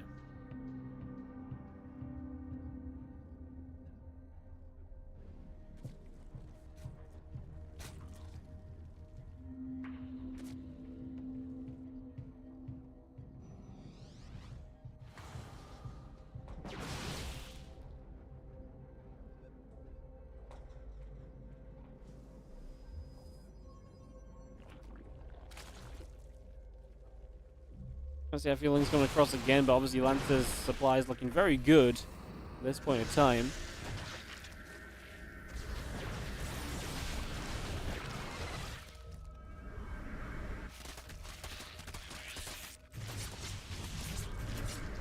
The Oracles and Stalkers combined can be quite a scary opposition at this point.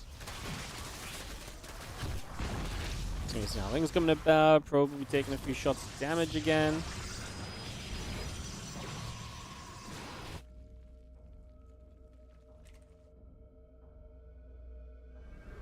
Things continue to come up as well.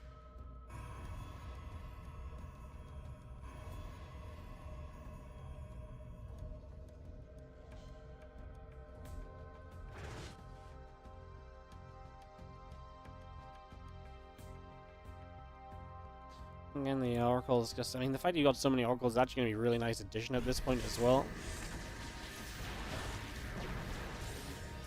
Stalker's going to press up, just going to move in a little bit, just going to be having our Stalkers continue to fire in for a couple of moments as we continue to put that damage out for now.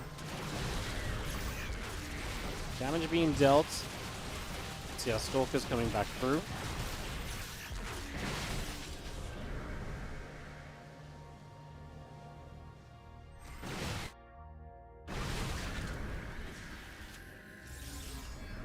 Melee upgrade, our Hydra speed coming about also. Just for the moment.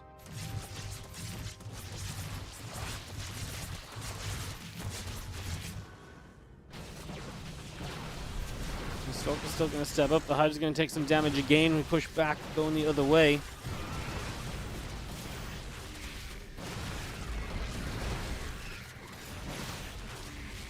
Rex is putting up a pretty good defense. Considering the start of this obviously looked pretty rough for him.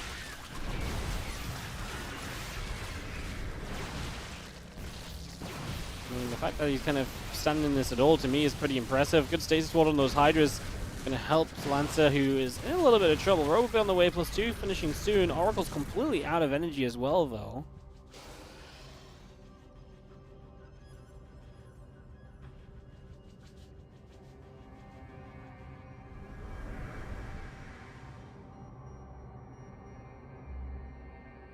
You can see Azal's coming over, the Stork's moving through as well.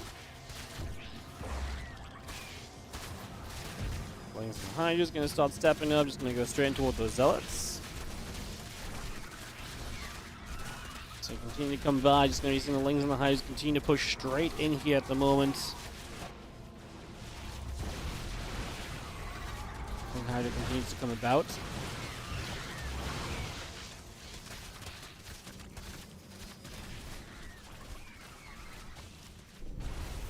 You know, let's see, a bunch of probes going down. That's going to be a major aid in this game.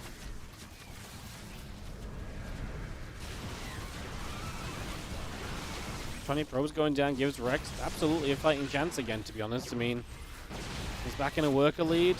And he's up against Colossus now, which is going to be more of a problem, but...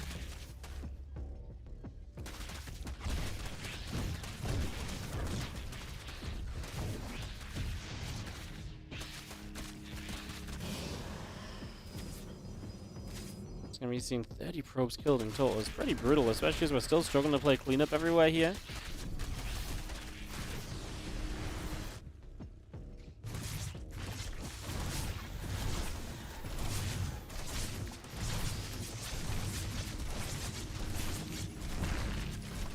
Sorry, excuse me, I had to cough a second. As the Zealot's trying to come in on the other side, Rex is actually dealing with this later stage of the game way better than Lancer is. This is kind of crazy because to me, Lancer was in such a good spot.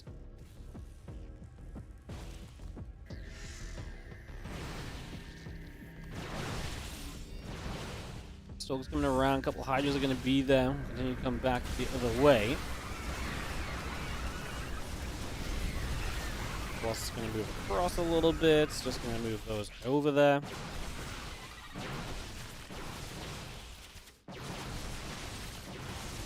There's the rocks. So something we could maybe kind of force focus fire down, catching a lot of Hydras because of the stasis sword on the right side. Gives you a chance to really fight here for a little bit, but one Colossus will get targeted down, and that will just straight up fall now. We actually knock the rocks down to stop the retreat. So Lancer is the one that decides to drop the rocks in the end. Kind of a little crazy, isn't it? Kind of a little crazy.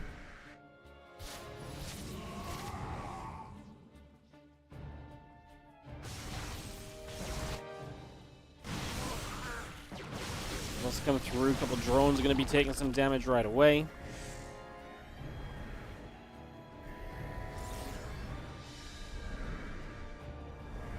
We're actually going to end up retreating. So Lands are going to just fall back, let this settle for a little bit.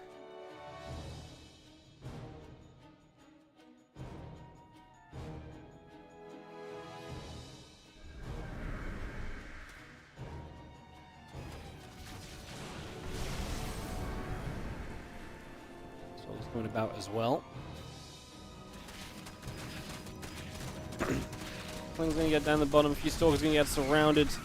Up and away we go as we go and try and deal some damage.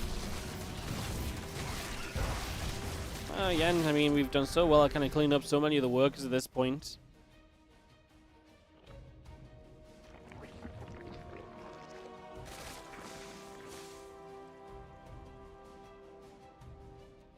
Look, 10 coming up, infestation pit coming through.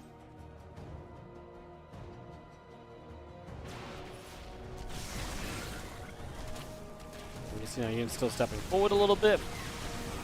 Coming straight forward with those Colossus lasering across.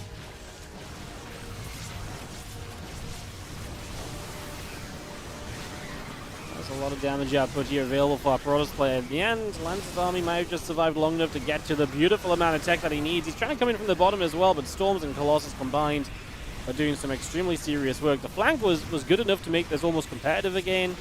It just wasn't quite enough at the end of the day. That's pretty much what this is going to wrap up on, as GG gets called, and Lancer takes game number 2 of the series, and he knocks Rex out of competition here for the Masters Coliseum. Alright, we'll see what's coming up in just a couple moments, guys. I don't know if they're going to go Coffee Firefly semi-final because that's ready to go, or what their plan may be, but we'll figure this out next couple of moments. So, otherwise,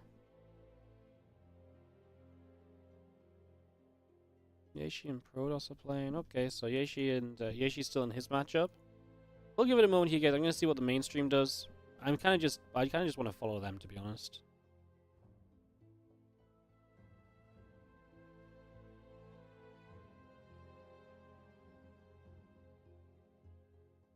Yeah, I kind of just want to follow the mainstream, so I don't think there's much more to say in that regard.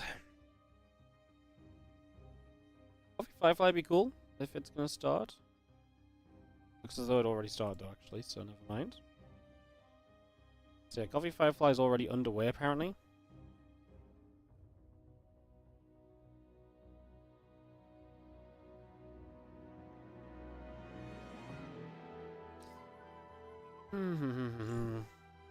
You get invited to a lobby. Let's jump into it then. Let's see what we got.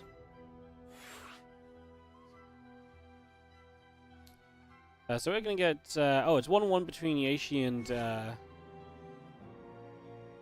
MJG Protoss. Or MGJ Protoss. I don't know who that is at all, but I'm going to kick this off and we are going to go.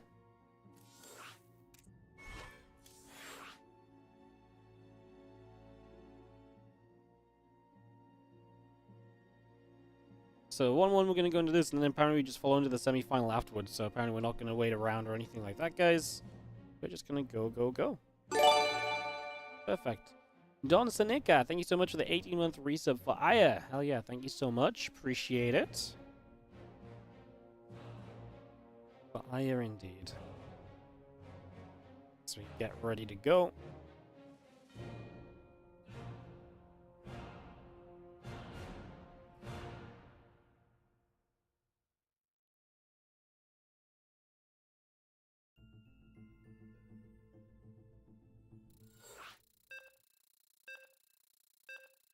Countdown is on. Frostline is going to be our map, so we're going to get the end of this best of 3, the semi-final on the top side, and then the grand finals, I think, is going to be what we go through today. Get this ready to go.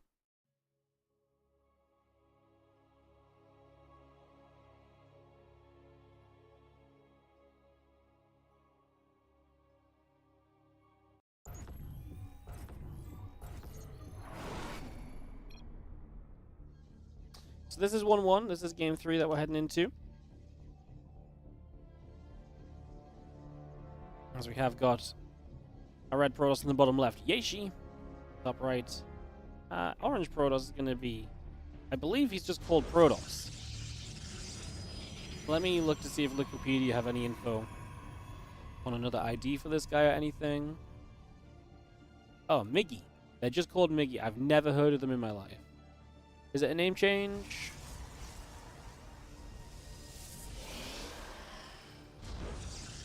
Nope, just Miggy. So Miggy versus Yeshi. Wow, and it's 1-1. Well, there you go. I would not have predicted that one. I mean, to me, Yeshi's very good. He is meant to do very well here and be a hefty favorite in my eyes, so a little bit surprised. A little bit surprised. As we get underway, let's see what this gives us.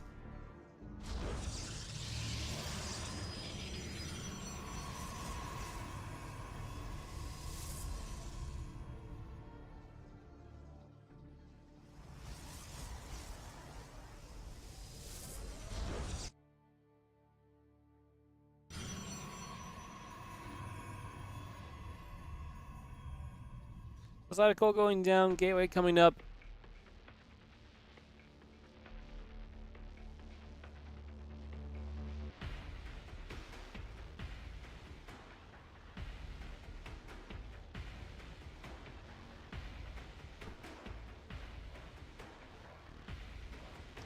And we see now a Cybercore coming in, the probes are going to start building.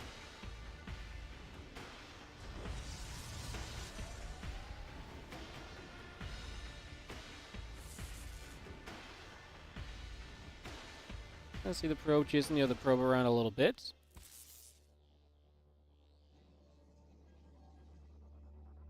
And the warp gate coming through as well. Just going to be seeing the Nexus coming by. And he gets settled. For a little bit at the moment.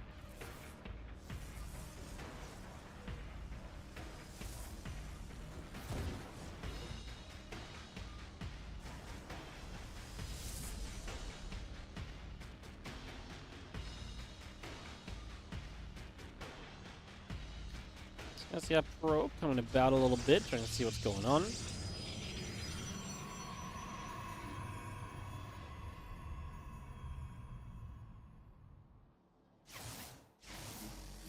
Well, Sentry's just going to go nibbling away, the Warp Gate Chrono boosting across. Yeah, so I'll set up here for a couple of moments. Let's just have Stalker going to poke about, Sentries will take some damage.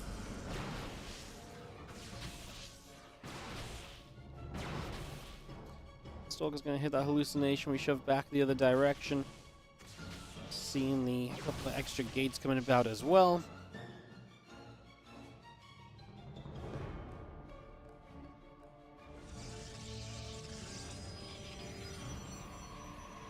And there's a couple of gates just chilling on the high ground. Hallucination moving about. Twilight Council, Nexus, Oracle, Wolf Gates.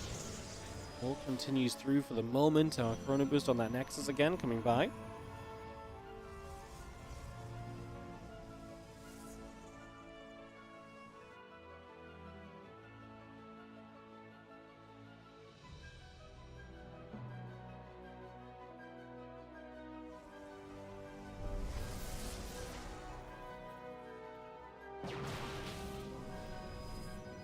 It's going to be seeing an extra Stalker warping in. It's going to be seeing a Twilight Council coming through, the pylon coming up, the blink and the gate building as well. So all the important stuff going online here, especially in a PvP. The fact we expand on both sides is obviously an interesting starting point as well, just generally. So it's also nice to just see.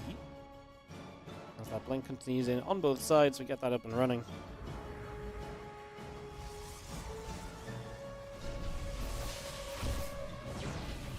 I see the couple of Stalkers hitting the Oracles.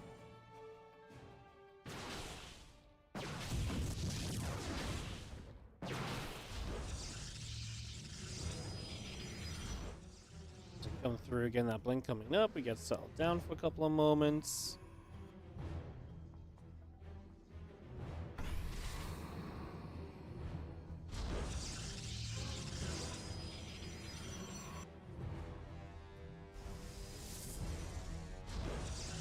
Hallucination continues to fly about overhead for a few moments as well. It's just going to come around there for a little bit. We do have a couple of bits and bobs happening. I mean, obviously blink on both sides. It's PvP absolutely getting settled in here.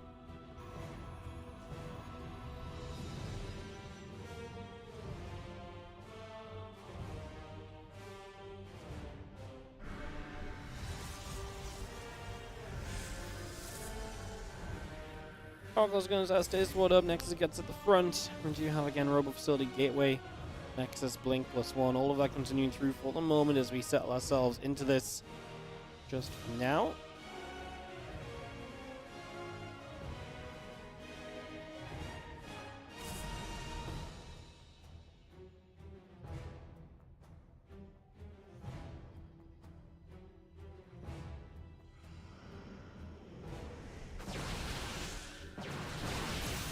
Stalkers will fire back and you go back and forth. I mean, don't think Yashi's got enough to really push up here and do too much, but appreciate that he's checking around and looking for the chance to maybe get something done. Always good to be proactive with your units. As long as, especially when you have Blink, right? It's typically so easy to get away with them, so you're never really at risk of losing anything. And it's definitely very good to kind of get in and just nab a little bit of damage here and there when you can.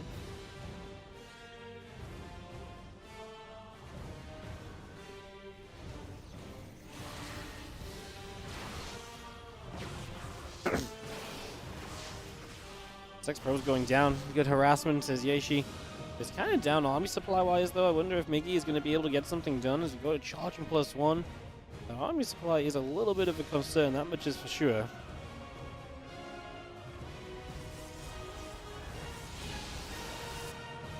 Double gates coming about again, +1 charge and the immortal all coming about as well. Bring that in, +1 charge continue to come around here. We get set up and settle down.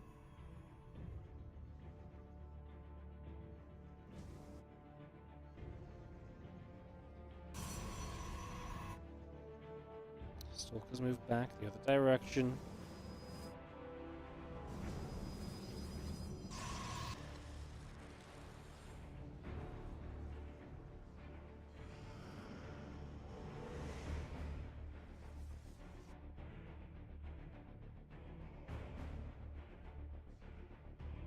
This last dog is going to head around the bottom side here currently, so it's going to go straight over. And get rid of the pylon on the right. Continue through. Just going to see other units continue to gather together then.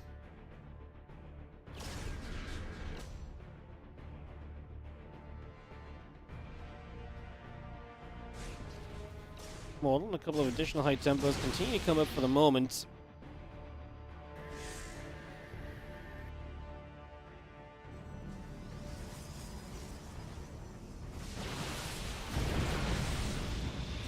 Group of units there able to play the pushback.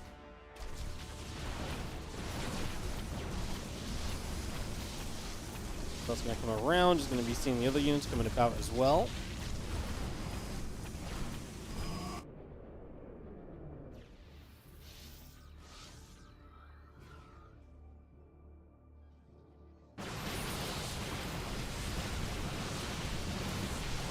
Going to get Miggy just pushing forwards here, looking very good supply-wise, and absolutely looking as though he's going to have the power to keep on attacking into this. Yashi is in some trouble, no doubt about it. Is continuing to push on forward, looking very good. So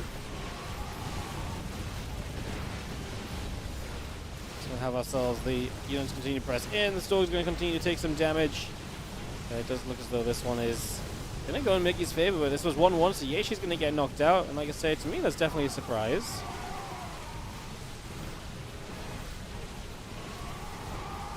Lazard's going down, Storks continue to fight. So yeah, I mean, there's just not really what you need here.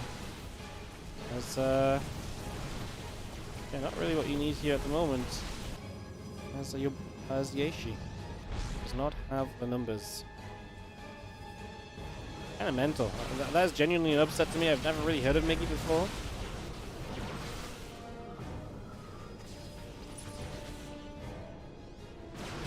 Couple shots come through, we continue to get it going. Going around across the board currently. Stalker's going to come stepping up.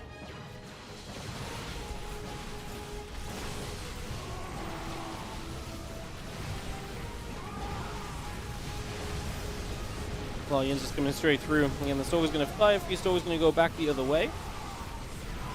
Stalker's blink on top of the Immortal. And there's not really much else to say about this one other than this is absolutely looking to come to a close in favor of Miggy, and that is, like I say, a surprise. That is a surprise result for me. Is this live? Yes, this is live, being played right now. So that is going to be Miggy advancing to play against Lancer. So some more PvP for us as we get into this next round. We'll get straight into it, guys, as soon as everyone is ready to rumble.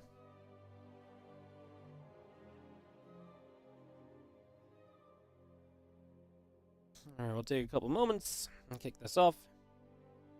End of this PvP, guys. So StarCraft 2 resuming here in this qualifier, this Asian qualifier for the Master COLISEUM 8. There's some PvP, and we're going to get some more PvP coming up in a moment. Let's see, again, ready to kick this off.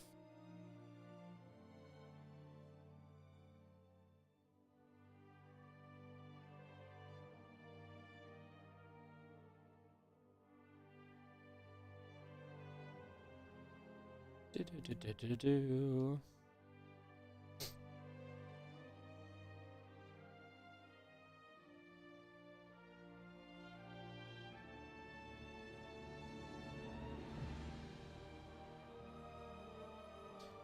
Perfect, guys. Alright, couple moments, get back on track.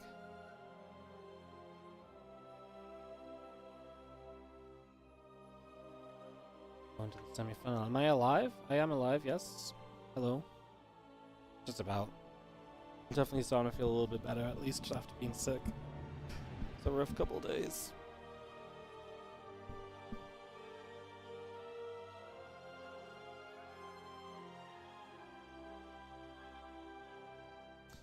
So yeah, we're just gonna go for the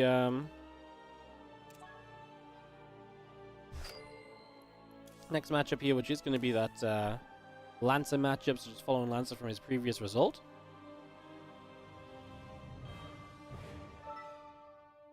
Excited to see how he handles the Miggy, the upcoming Chinese Protoss who I've just never heard of this guy. Has a Wikipedia page.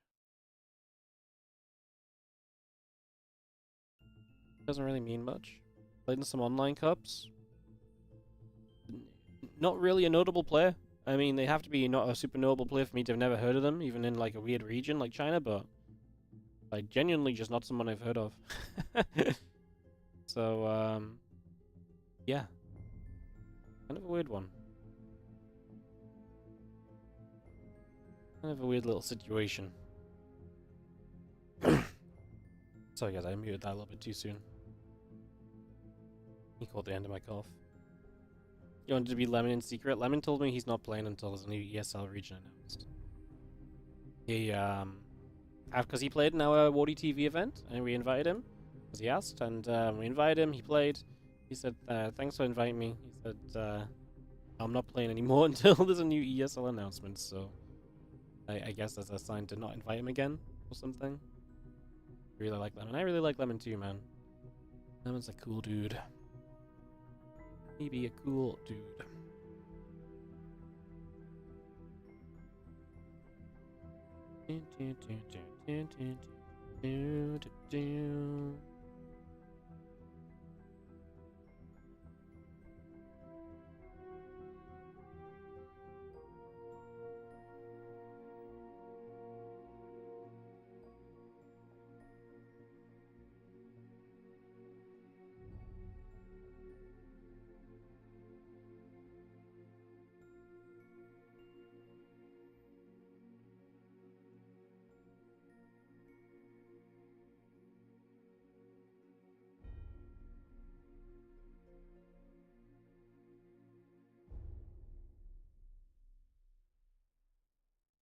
Videos are underway, guys, so we are making progress.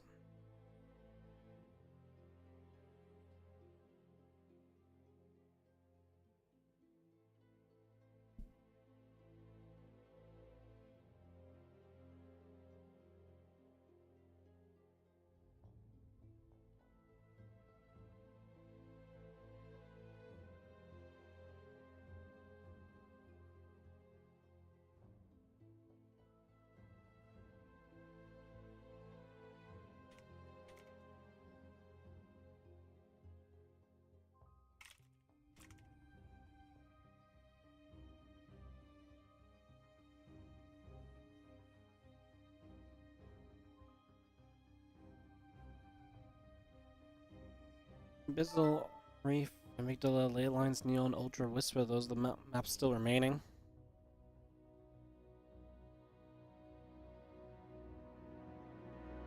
Do, do, do, do.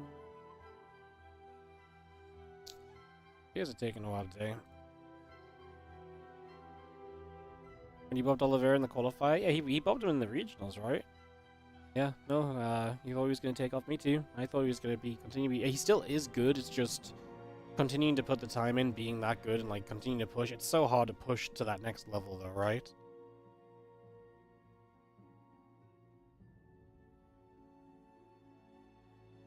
It's definitely the, the challenge.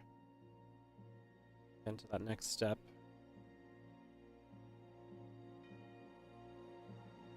Couple more videos coming through, guys. The video process just takes a while with 9 maps and everything, and new maps as well. Everyone like discussing things between videos. It's taking a little bit of time here, but we will get on our way soon. This is the Asian qualifier for Masters Coliseum semi-final, and straight after this will be the final. The other semi-final is already 1-1, so when that ends, we'll get into the when this ends, they will get straight to the finals. Like I said, today's not going to be a long stream. And then I am away over the weekend. So I'm not here Friday, Saturday, Sunday, but I will be back Monday, Tuesday, Wednesday, Thursday, Saturday, Sunday, and next week. We're back on track doing all of the StarCraft. Who is Miggy? Great question. I don't know, honestly. Do not know.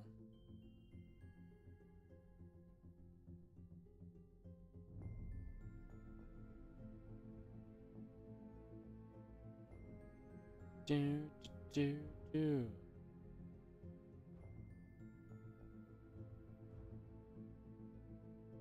Bam, bam, bam, bam, bam, bam.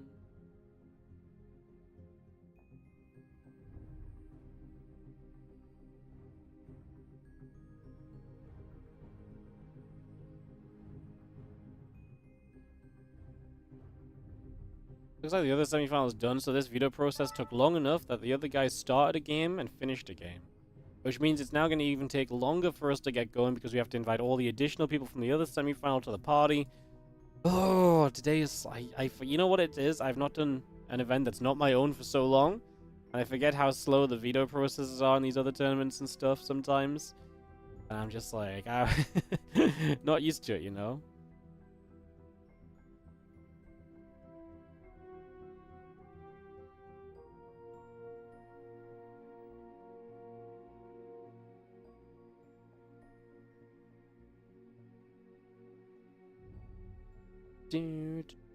Looks like Ley Line's gonna be map 1.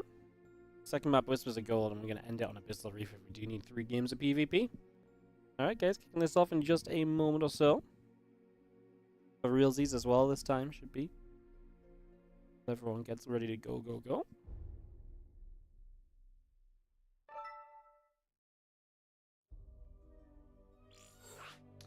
We get invited into map number 1. Alright guys. Our patience has paid off. Got to be rewarded with more StarCraft 2.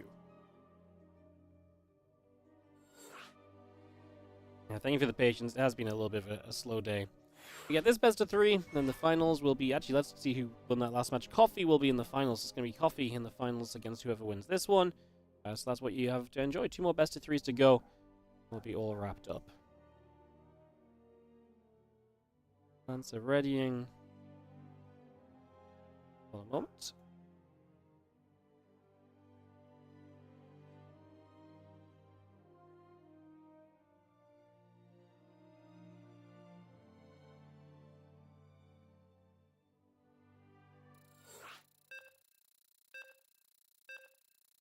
Ellie's barking. Oh, woof, woof, woof, woof, woof. We are ready to go into ley lines for this next map. And this next series. Kick this off. Ley lines.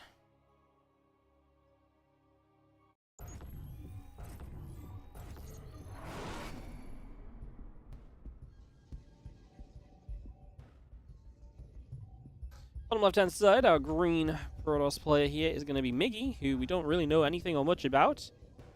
On the top right, our red Protoss is Lancer. Welcome to our semi-final that we're going to cover today. As we get this up and rolling. What's up, Ischiaro? How are you doing? Thank you so much for the 20-month resub on the Prime. Good to continue watching a dead Asterisk game with you. Thank you so much for the resub, mate. Appreciate it. Good to watch some StarCraft with you as well.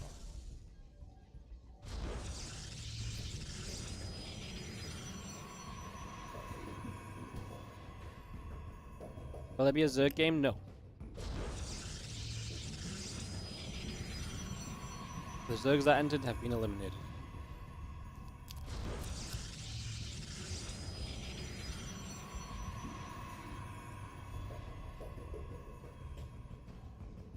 There's going to be PvP into a PvT, as our last couple matches today.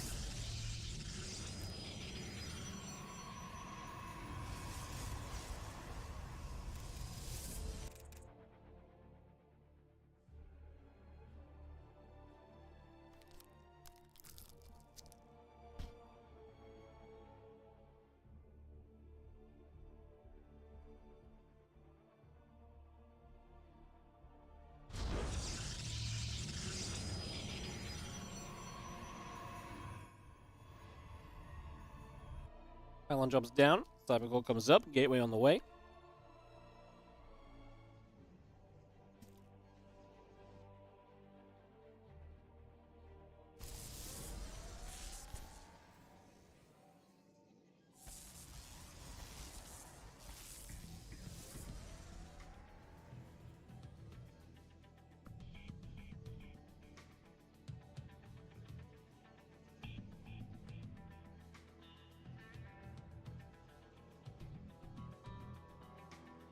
Talker Center coming up, Warp Gate on the way through.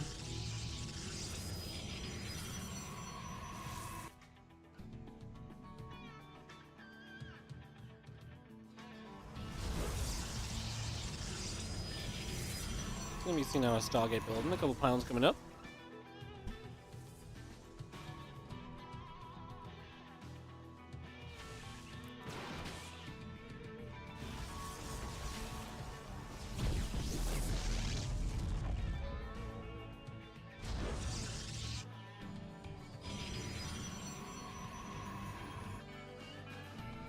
Next is a building, and the Stalker's producing. Getting that Stargate into play. Let's just take a little while to see where we're going to go. Stalker's going to chase the Sentry as well, hallucinating so Lancer can get some information right off the bat here.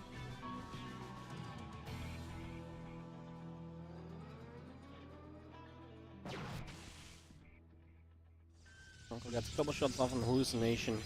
Actually, hallucination gets a good scout on the Oracle producing out the Stargate as well, so kind of across the board we get good info to work on. And you see Stalker's trying to poke out the front to see what they can do. Answer is honestly right now not really very much. The Stalkers hitting the sentries.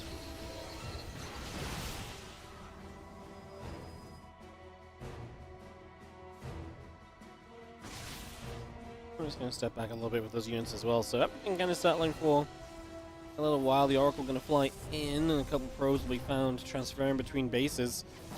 Stalkers and the sentries there going to chase the Oracle over to the edge.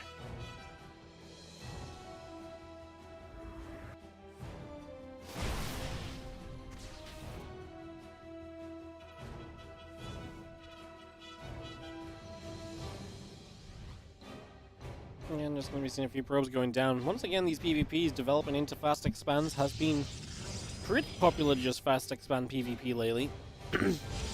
Seen a lot more of these PvPs get into expansions than trying to be super aggressive with them, so that's always fun to see, right? Always fun to have a little bit of that happening.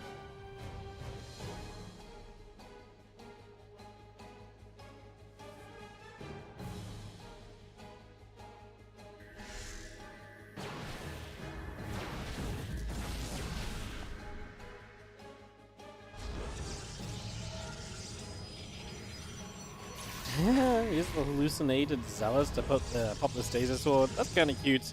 Probably could just put the Sentry in there. Probably wouldn't have changed too much, honestly, but I guess why not be cute when you can be cute, right?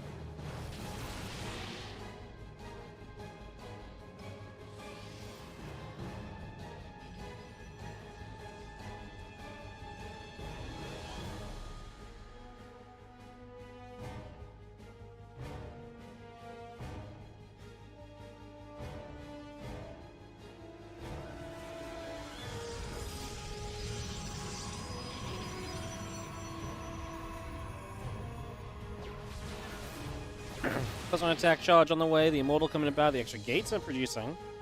Blink build on the Twilight Council as the Nexus and the gates come about. The Robo Facility and the Forge on the way through as well. Going to bring a lot of that in as our Nexus will drop down on the third base. Just going to get that put into place also. And then Nexus on the front here. So a couple of those triangle bases getting set up. Sentry heading to the bottom.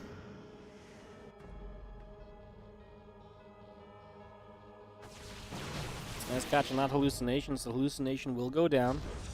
And get grabbed right away. Immortal Stalker Sentry gathering up. Stalker blows back. Nicely handled.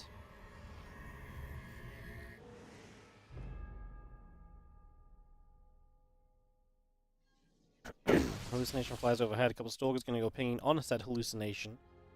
A couple of shots right away. Stalkers continue about. Hallucination still moving through for now. And all those extra gates continue to come online as the Stalkers gather together. Charge builds, plus one attack on both sides. The gateway's coming through. Temple Archives is coming online.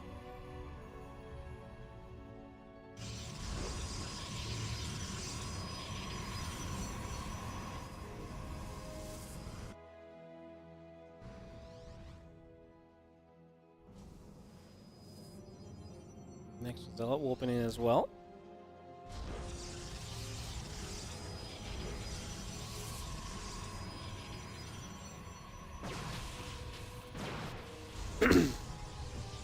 So yeah, gates going about, assembly is dropping down into place. We have ourselves the charge and the plus one coming through. The Immortal is on the way out, the cannon is producing.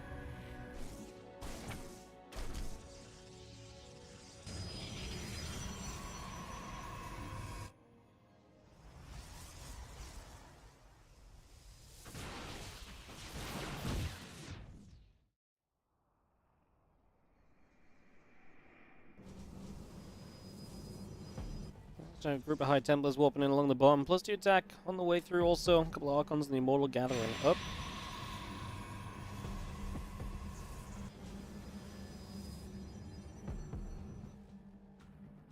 And that next is coming through on the 4th base. The Lancer just continuing to try and maintain the edge in this game. I mean, look, I kind of like Lancer's setup in general. 125 to 120 supply seems pretty reasonable. Oracle's going to go moving about, the hallucination pops up.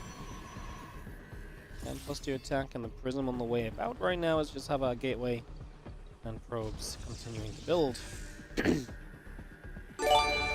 Oh, Halamia, thank you so much for the 19-month resub on the Prime as well. Appreciate it. Thank you so much for supporting the stream today. Appreciate the love, guys. Like I said, I know we've obviously not been live much last week. I'm away this weekend. Like I said, the StarCraft grind resumes next week. We'll have a lot more going on. It's gonna be fun. As we drop down the gateway, actually got a kill there. So Lancer again, just the one to poke forward. Get something done, continue to assert kind of control over this game so far, it would seem.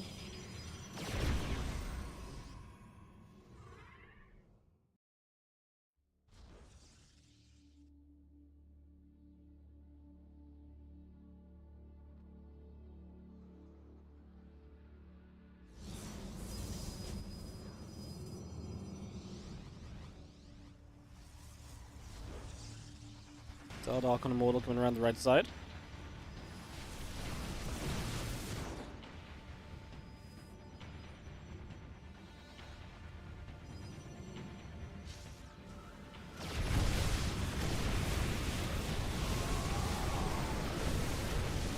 Shot's gonna start firing up. Immortal Archon gonna be firing through.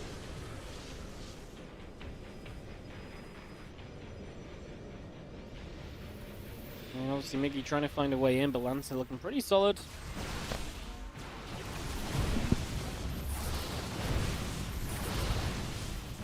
More shots back and forth. Obviously force fields make this a little bit more awkward as well. Archon Immortal firing back. A few Stalkers trying to come through again.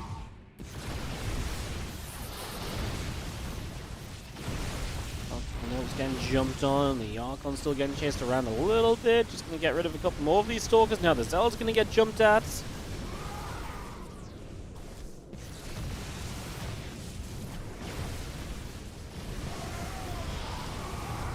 Nation pops up. Lancer, I mean, taking the fight because his opponent's coming from two sides, I think is fine still. I mean, it's just a question of can he get rid of the Immortals comfortably, and I think, yes, he absolutely can. Falcon goes down, Stalker's pulled back. And Lancer is going to take game number 1 of this best of 3. So, our favorite takes the first game. Miggy put up a good fight, getting into a fine position, just...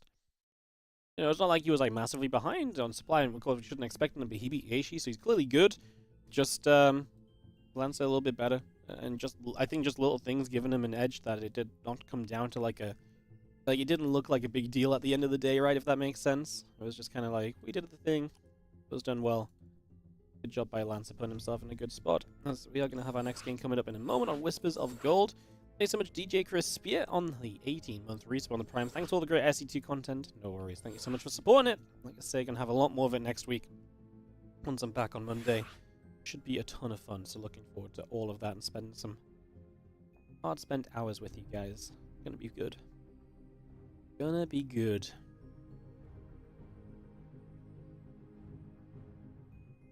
Gotta go into next game here in a moment.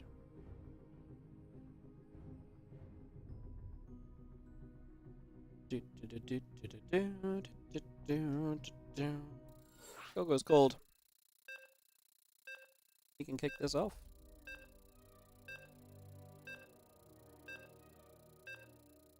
Beautiful. Get this underway. Thank you for joining us again, guys. Semi-finals right now. Coffee plays the winner of this in the finals to see who qualifies through the Asian portion of the Masters Coliseum qualifiers. Big event happening over the next couple months. Same, I'm going to kick into Whispers of Gold. Bottom right down in game is going to be Miggy, the Chinese Protoss we don't really know all that much about. As in the top left, our red Protoss is Lancer. Get this underway.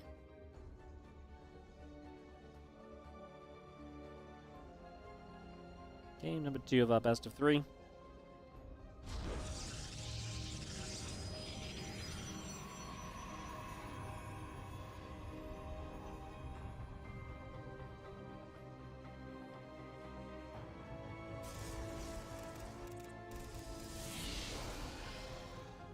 This was a gold, low ground with no ramp and everything. We should see some kind of 2-gate openers here. See if anyone wants to divert that into kind of continued one-base aggression, or what their plans may turn out to become. I'll figure it out very soon.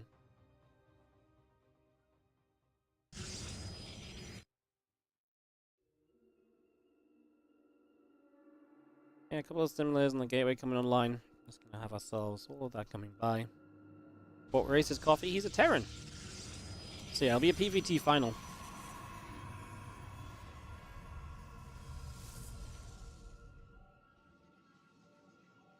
It's gonna be fun. Should be very cool.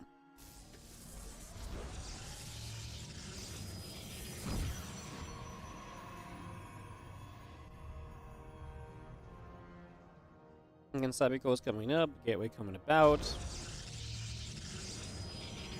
Gonna drop a pylon down over here as well for a couple of moments.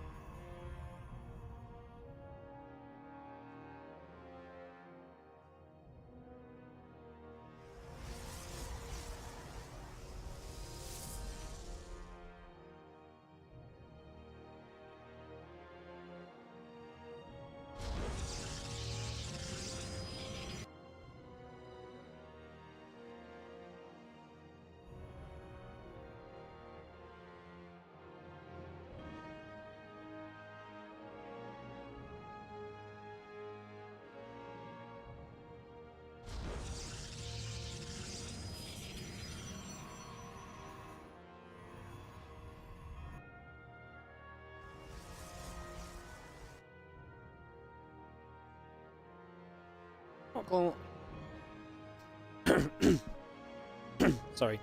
Robo-Facility again proxied in the middle of the map from Lancer, so I mentioned we might get some one basic aggression. Lancer's going to be the one to bring it. He's up a game in the series, maybe feeling comfortable about his position right now. And as we have the Prism coming through, Adepts on the way out, and a couple of those Adepts already shading down too. the bottom right hand side to see just what it is that they might be able to get up to here for the next few moments.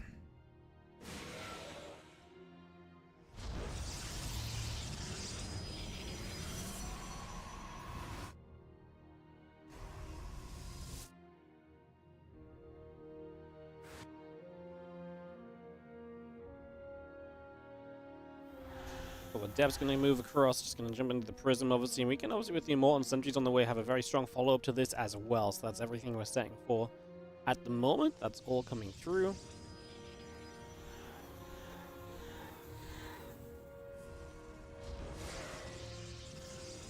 Okay, Depth's going to start getting in, first couple probes.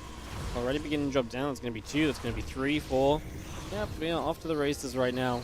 So damage is being done. 6 workers getting killed and blasted down so far here. A couple stalkers and the sentries coming through to try and fight back a little bit at least. The Prism still sitting overhead. The Adept continue to shade about. Adept's going to get behind that pylon once again and just nibble their way through onto it. So a bit more damage done again there. As the Adepts regather. Stalkers and the sentries will take some steps forward. And we'll just try and blast their way through those Adepts. Gonna be some good pickups though to save the day. Stop that from being too much of an issue. Pretty well handled so far, honestly. Pretty well handled.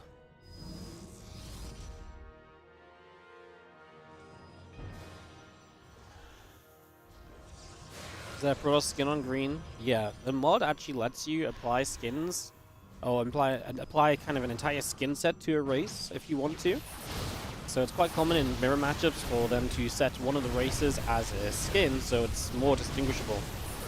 The players don't see it, the mod removes all skins visible to the players, so it makes no difference on the players' side of things. It's kind of cool for us to see the different skins being used. There's always a cool idea when players weren't really using skins, but they were still trying to sell skins as well. Yeah, some people still kind of go through the effort of putting the skin set on. It's GG's Lancer, very convincing game 2 win with the proxy. Robo Facility Attack is going to get that one done. And we are going to go to game number 1 of our finals. It's going to be Coffee. It's going to be Lancer. I think actually a pretty competitive PvT. Coffee's maybe more established and result worthy lately, but I would never count Lancer out in a single best of 3 here.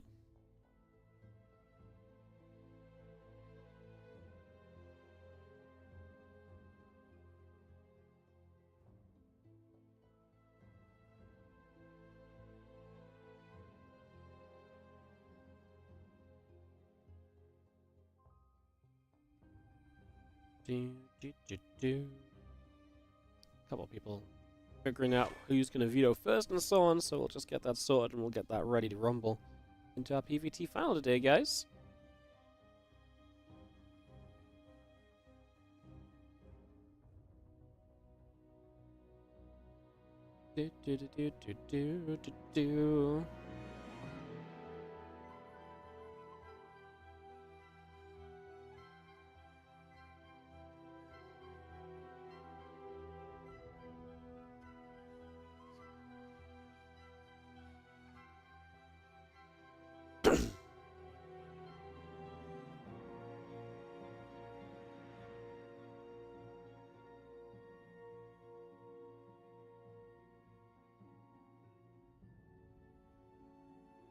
Everyone to join us.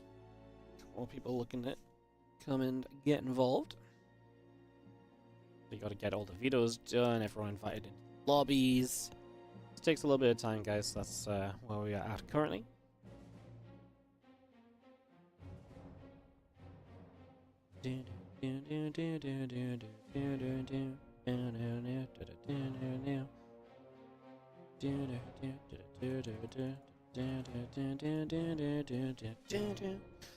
Oh, StarCraft soundtrack's so good. It's amazing that I probably know all of these soundtracks, but I have no idea what any of them are called. Why does it take time? Because the players are slow and inefficient. If it was up to me, they would have had to veto during their previous series.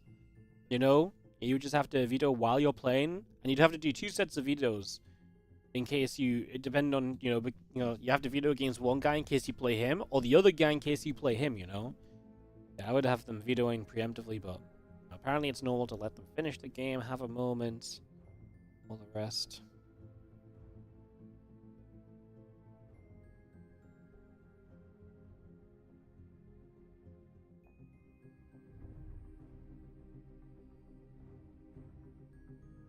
Do, do, do.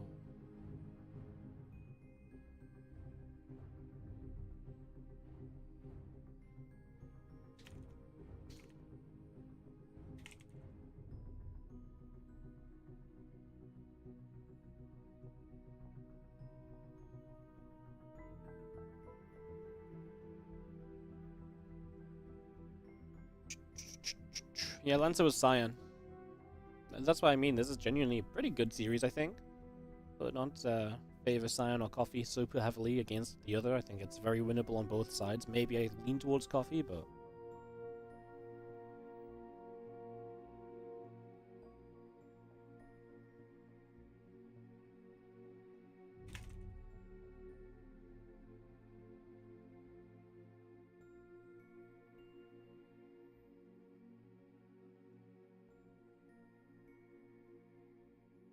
Video's still coming through, guys. Slow progress being made. We're getting there. Little by little. Little by little. Do do do do do do do do do do do.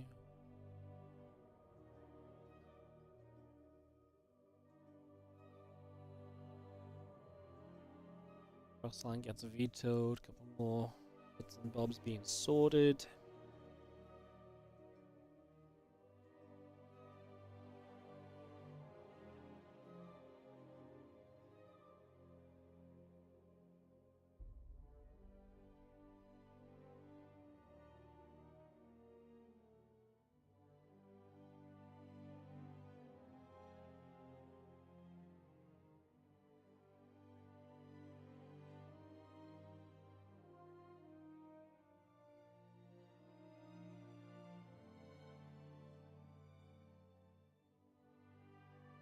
It's a very, very long video process, guys. Frost, Neon.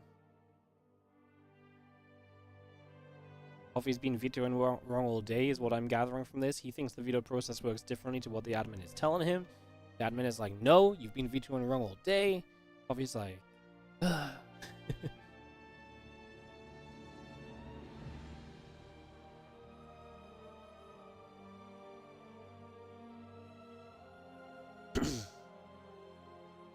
I should have a tournament of only of players who changed their names.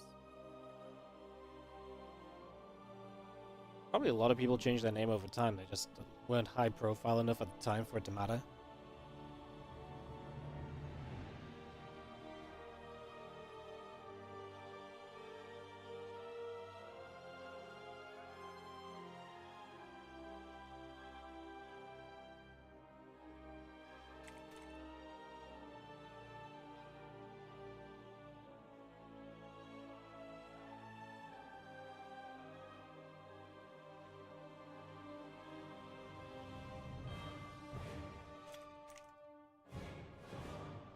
Dorado got vetoed here along with the other maps. I think I did mention at one point previously already, so that is continuing to go down.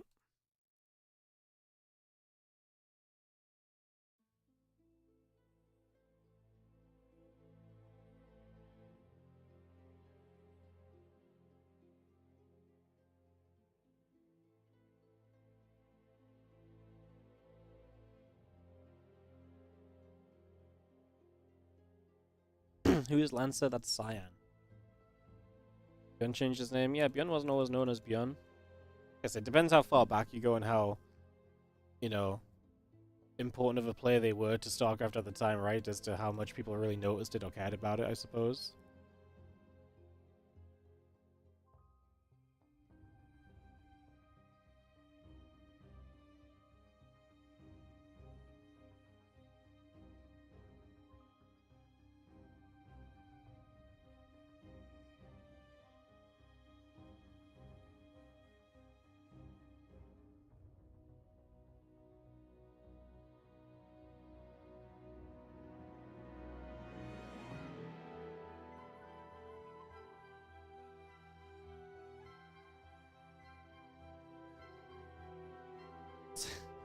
Honestly, I don't understand why this like the veto process is so apparently difficult.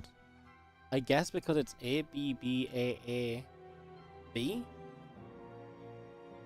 That's why we should just do A B A B A B. Like players can understand this without having to stop and figure it out every 2 seconds.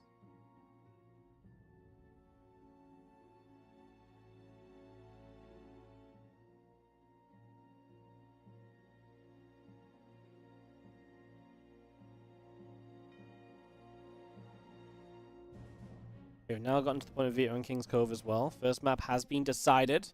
We might be in the lobby soon. Best name changes Zound calling himself Classic.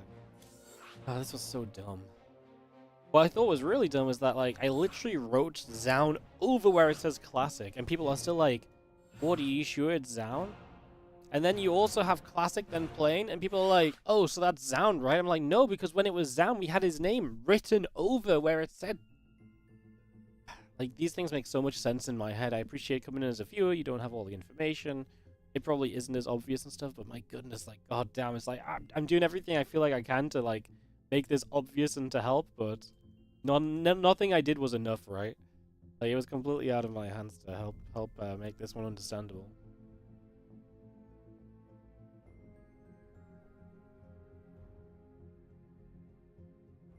Players are in the lobby, guys. We are going to go into Lancer versus Coffee.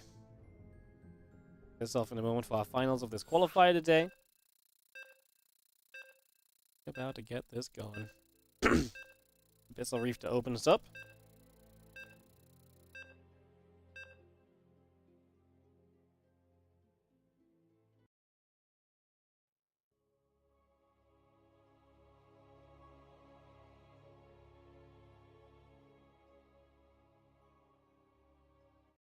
Let's do it. Let's cast some finals.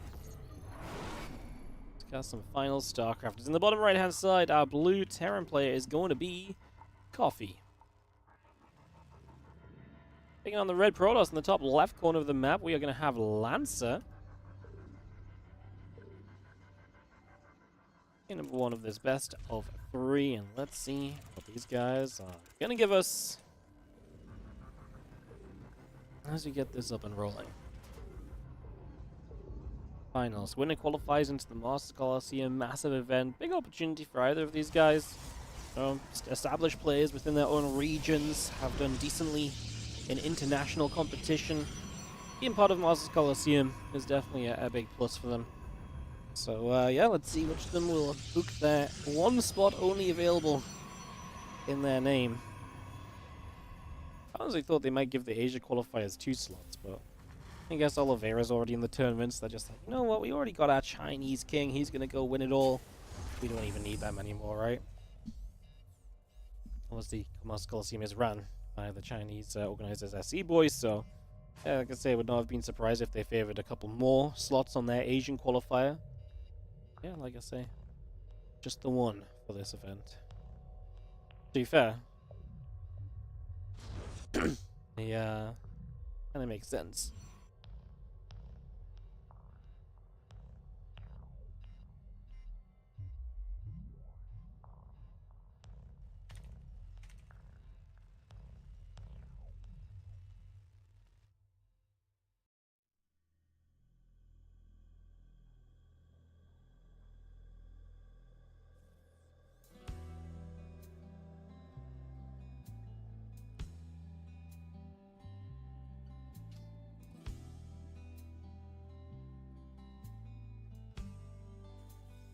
We have a few moments of setting up. Just taking it easy. Reaper coming across the map here.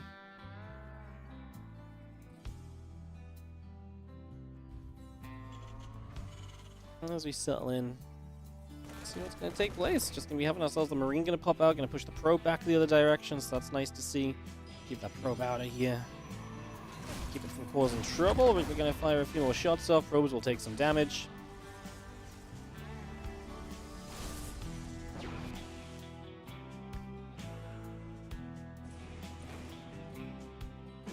Hops back up and around on the other side.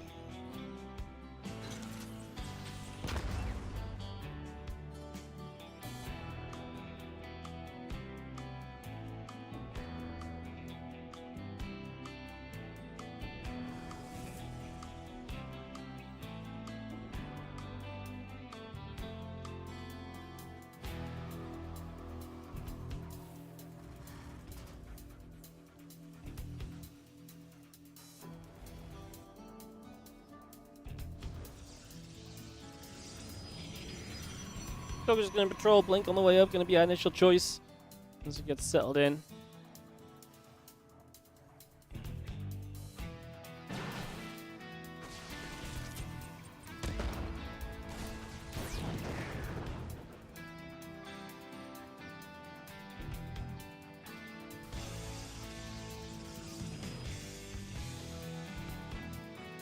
Let's see, Blink on the way up, the Warp Gate coming through. And the Raven coming up, Interference Matrix building as well, so we just get that all a building. Let's see a couple SCVs in the barracks also producing, as we have Blink in the Robo facility, also on the way up for now.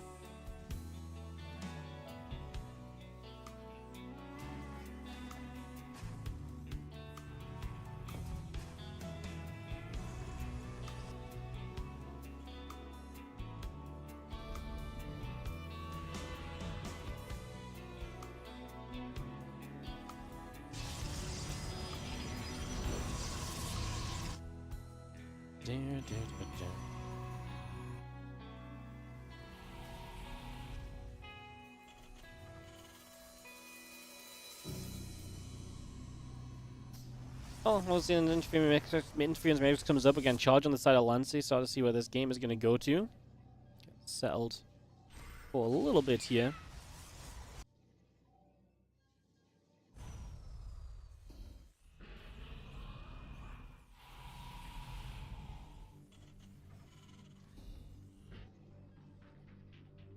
Server coming about, so can we start to go make our way into this?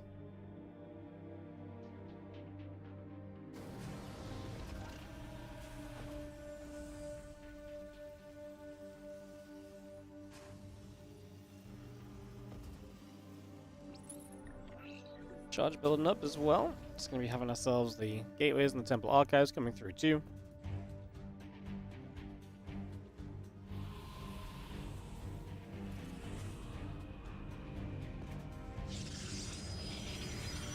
And stand back on, but shield +1 all on the way out. The Marine Marauder producing, the siege tank still there. A couple of shots on the tank is going to fire back. The Stalkers will take some hits, so some damage dealt.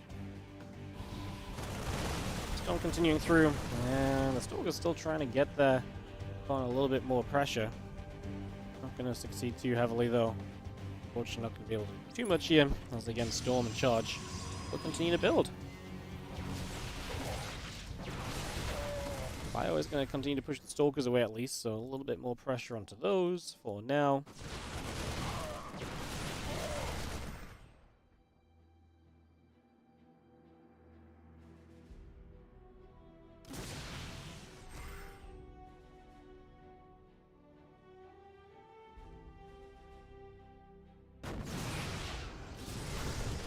This is going to continue to chase those Stalkers. And Coffee pushing. Obviously, we know Coffee is this very aggressive player who does like to get up in the face of his opponents, and would be unsurprised to see him, pushing for good reason. Would be unsurprised to see him kind of trying to win the game on this push, which seems exactly like what he's aiming to do. But it's not going well. At first, Storm was brutal, and just the fact we've got Storm and Charge. I mean, honestly, it feels like this push comes way too late from Coffee. He gets absolutely destroyed. You've got your opponent has Storm and Charge against your attack.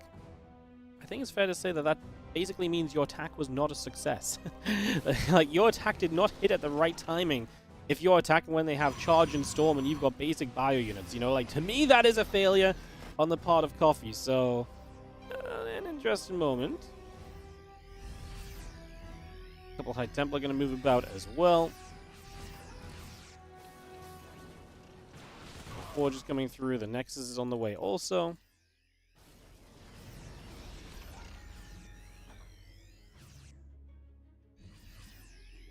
And our Forges, our Nexus, and our Immortal continue to produce through. For the moment, just going to be having ourselves a +1 armor also on the way out here. Marine Marauder tank all building.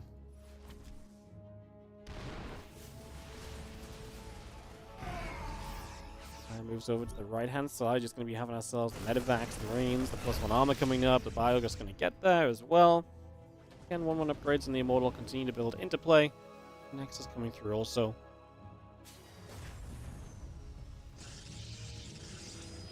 Again, with all that Marine Marauder Medivac on the way out, the Siege Tank also. Something pretty nifty.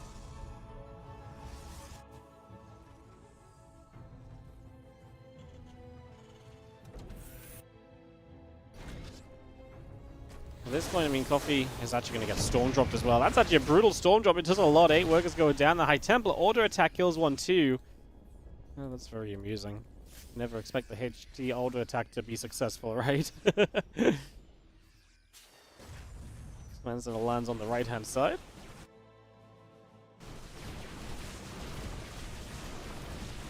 So we'll see how our units continue to jump onto a set of rocks, open up the map a little bit further. The more of that we can do, the better off we're going to be.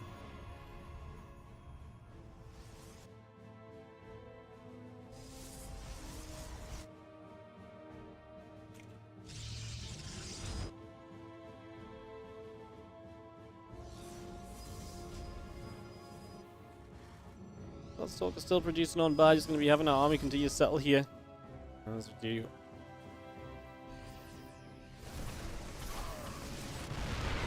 So yeah, Young's going to charge forwards. Zelda's going to jump there. Siege Tank's going to take some hits. Storm in the center, and a lot of those biomes will begin to go down, so Storm hits big.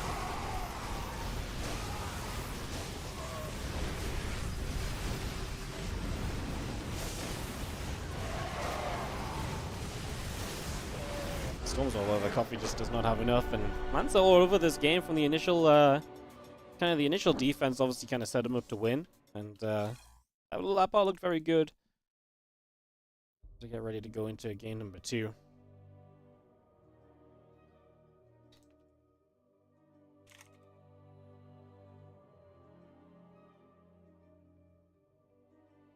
So we'll kick this off in a couple of moments.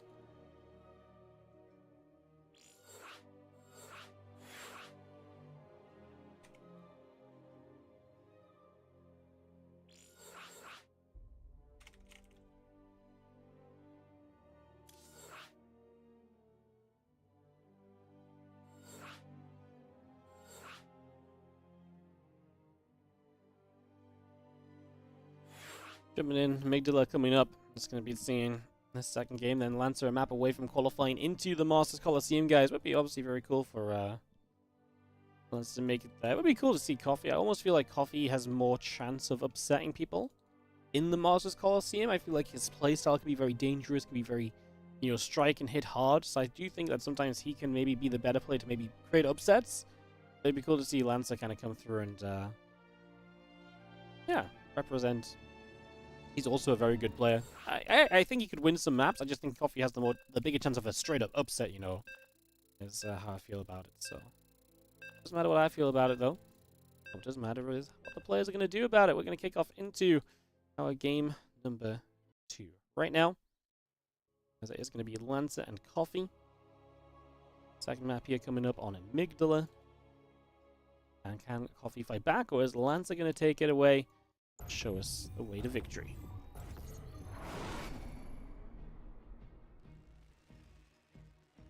Bottom left-hand corner, the blue Terran player who will be down a game in the series. This is Coffee.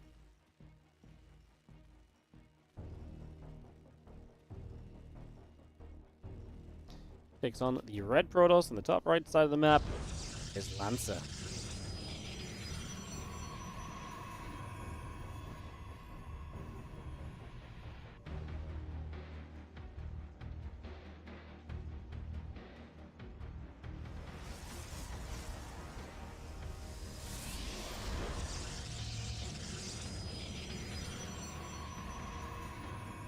So what are we going to get between these guys? Who's going to be the first to strike? Usually Coffee is the first to strike in these matchups. It was true in the last game, just Lancer was very ready to play the parry into the counter-strike and boom, boom, bang.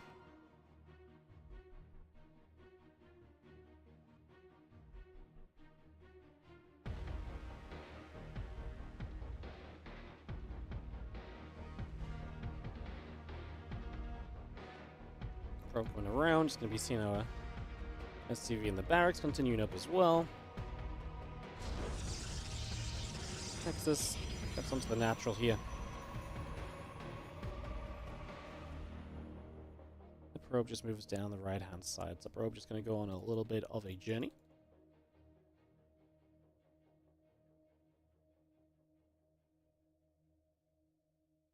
Again, Cybercore coming up, the assimilator producing at the moment. Factory Orbital and Reaper in production on the side of Coffee as well, so we continue to get that going.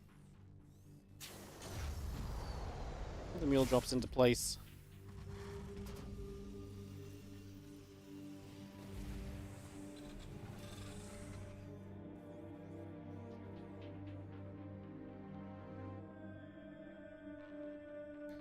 He comes around the south, just going to be seeing the, again, factory reactor continue to come across. And Coffee going with that factory and reactor well before we take the expansion, so he will put the CC on the high grounds, just kind of playing safe more than anything, but obviously he'll still give you the factory before the expand. But can definitely be seen as a little bit of an aggressive opportunity in the making. Definitely one thing that we're going to keep on keeping our eyes out for. Gets chased away down the right side as well, so that's just going to get pushed straight back for now. Stargate coming through, probes, depths producing through as well.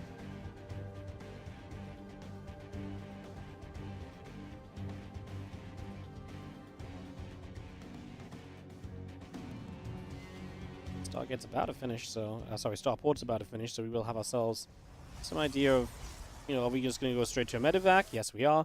So it tells us a medevac straight away rather than a techier unit off the starport. Just tells you kind of how quickly Coffee wants to be getting aggressive here. Obviously, that medevac straight away just says, yeah, I'm going to lift my first unit. I'm going to get across quickly. It's just a mine drop, so it's not super, you know, anything super crazy like, you know, a tank marine drop or anything along those lines. Nothing like that in the slightest. Just a couple of adepts continue to join in together. The Oracle and the Warp Gate building up.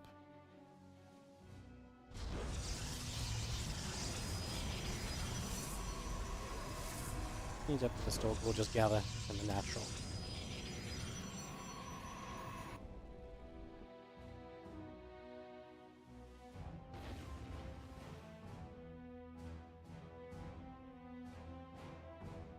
Mines continue to head over on the right-hand side. The Oracle heading down to the bottom left, so a little bit of journeying around here and there for the moment. Mine's going to drop straight through. The Phoenix is going to be there to push the medevac back. Mine gets lifted. It's a very good defense. Shuts down that attempted aggression immediately, and the Oracle's going to get in for some damage as well. So not only do you deflect the aggression perfectly as Scion, but as Lancer, but then Lancer is also going to come through, and he's going to deal damage with his Oracle. 2 SCVs went down. Now finds a Marine, maybe 2. Don't lose the Oracle. Just get a 3rd SCV. Actually, he didn't get one in the first place, apparently, or just wasn't in time to kind of sync up with the kill tap. That might be the case.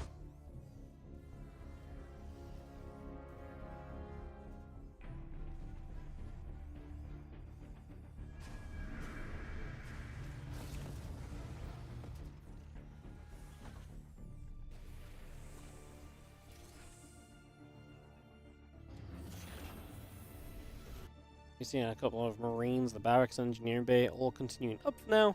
Just going to keep that going. SCV still in the way as well.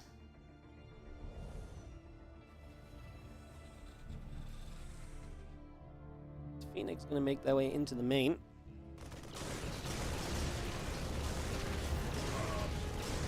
Seeing the Phoenix coming back and forth a little bit. Marine is going to jump out. Getting lifted there, getting grabbed.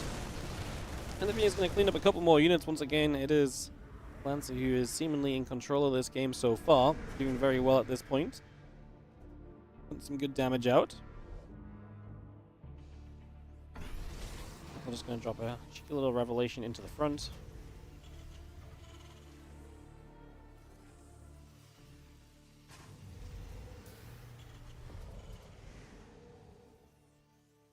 Against Impact Combat Shield +1 all on the way through. The Phoenix going to lift up a couple of SCVs as well. It's just going to remove a couple of those from the equation right there. Now going to come back across. Mule is going to get grabbed, lifted, and removed. And again, with the Phoenix, you can really just bully for so long. So much benefit from doing this as well. Major positive for sure.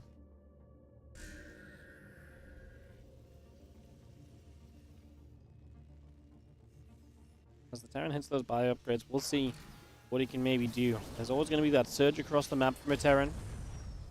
Question will really be how well does the Protoss handle that? How well set up is the Protoss to kind of maybe go and, like I say, really go through and do something about it?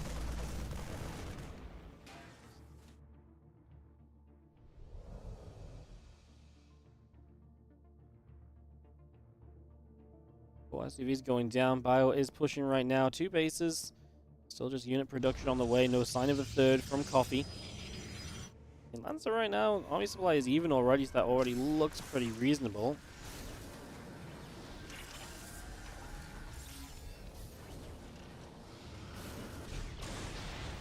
Instant grab. Medevac in the corner. Widowmine goes off on a hallucination. Good to kind of set that off early. That's one Widowmine just on cooldown right from the start. In fact, it gets killed because it can be seen.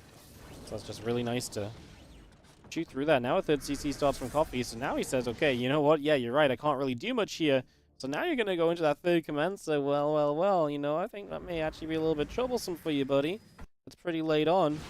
Not sure if I really love that for you.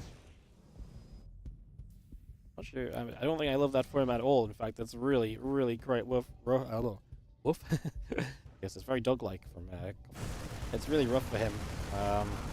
Because yeah, I mean, it feels like Lance is just in complete control, and when you're not afraid of the Terran pushes that Coffee is throwing at you, I feel like you're in a pretty good position in the game as a Protoss player. Because Coffee is this super dangerous early game Terran, and now he's just not turning out to be that right now. Like that's definitely a thing, right? Finally comes across, some units get chased away a little. Damage being done, going the other direction.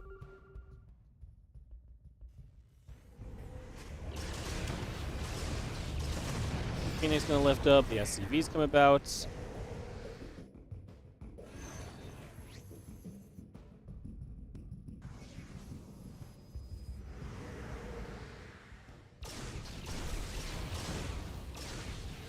It's gonna be there to deny the man. Again, just complete control from Lancer. He's doing so well at just kind of denying stuff. He loses an Oracle here, but denies the drop. The drop on the right side. His army should be close enough to handle. He's got some Zealots that are still slow, but even if those Zealots just are gonna end up tanking a little bit and tank a few shots for your production structures, that also just works. That is fine. That is okay. That's acceptable. Vikings, Marines, and Marauders all coming up. +1 armor coming through as we speak.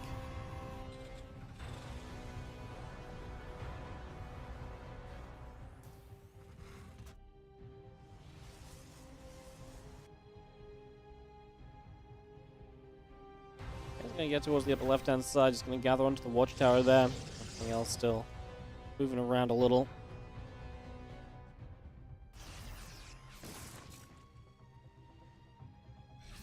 His supply is still fine. I'm just worried that it is very middling tech-wise. He's got 4 Vikings, that's kind of the tech. 4 Vikings, 4 mines, and it's pure bio. Single siege tanks out against 4 Colossus already. Well, definitely a little afraid. Coffee. I just don't think his army really gets it done unless he finds a very good position to fight in.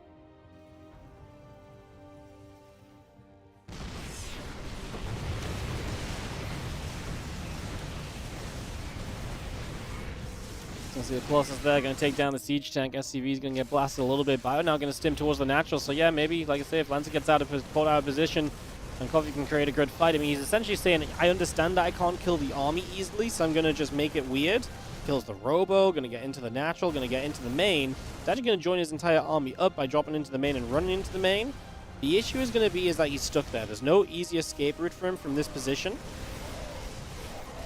The escape is basically just kind of a mass lift. I don't even think he has the medevacs to lift everything. He's got way too much bio, so maybe you just lift out at a certain point, or you just give up some units, but the Stalkers on the low ground, they are going to get surely a full medevac. They're shooting Vikings. Oh my goodness, we let the medevacs go.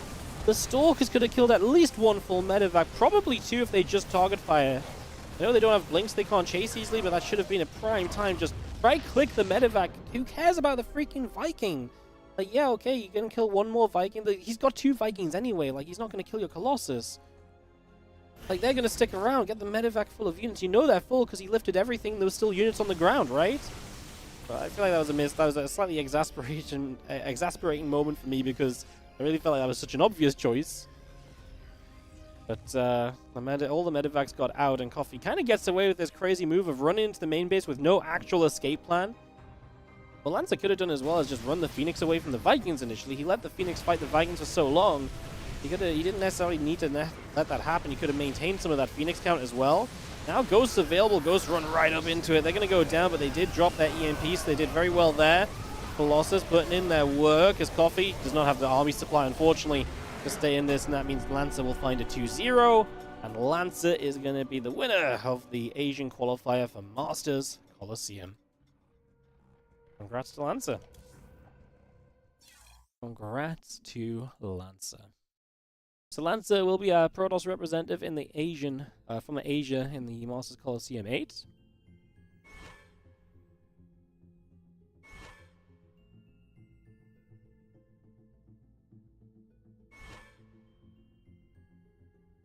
Alright, guys, that's it. That's the day.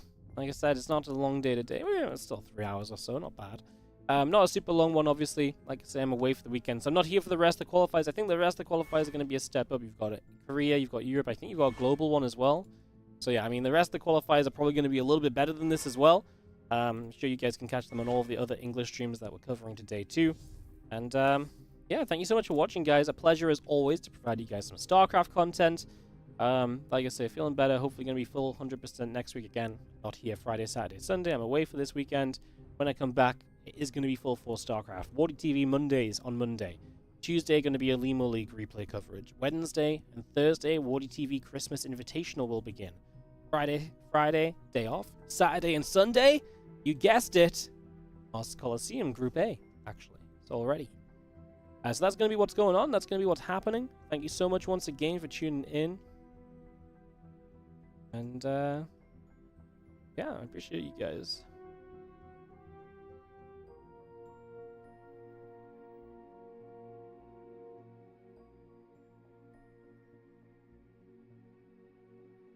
So yeah, set of ads on the outro. I'll find someone to raid and send you guys across. Hope you guys have a great rest of your day. Thank you so much for watching. I'll see you guys next time for more StarCraft 2. You guys have a good one. Bye.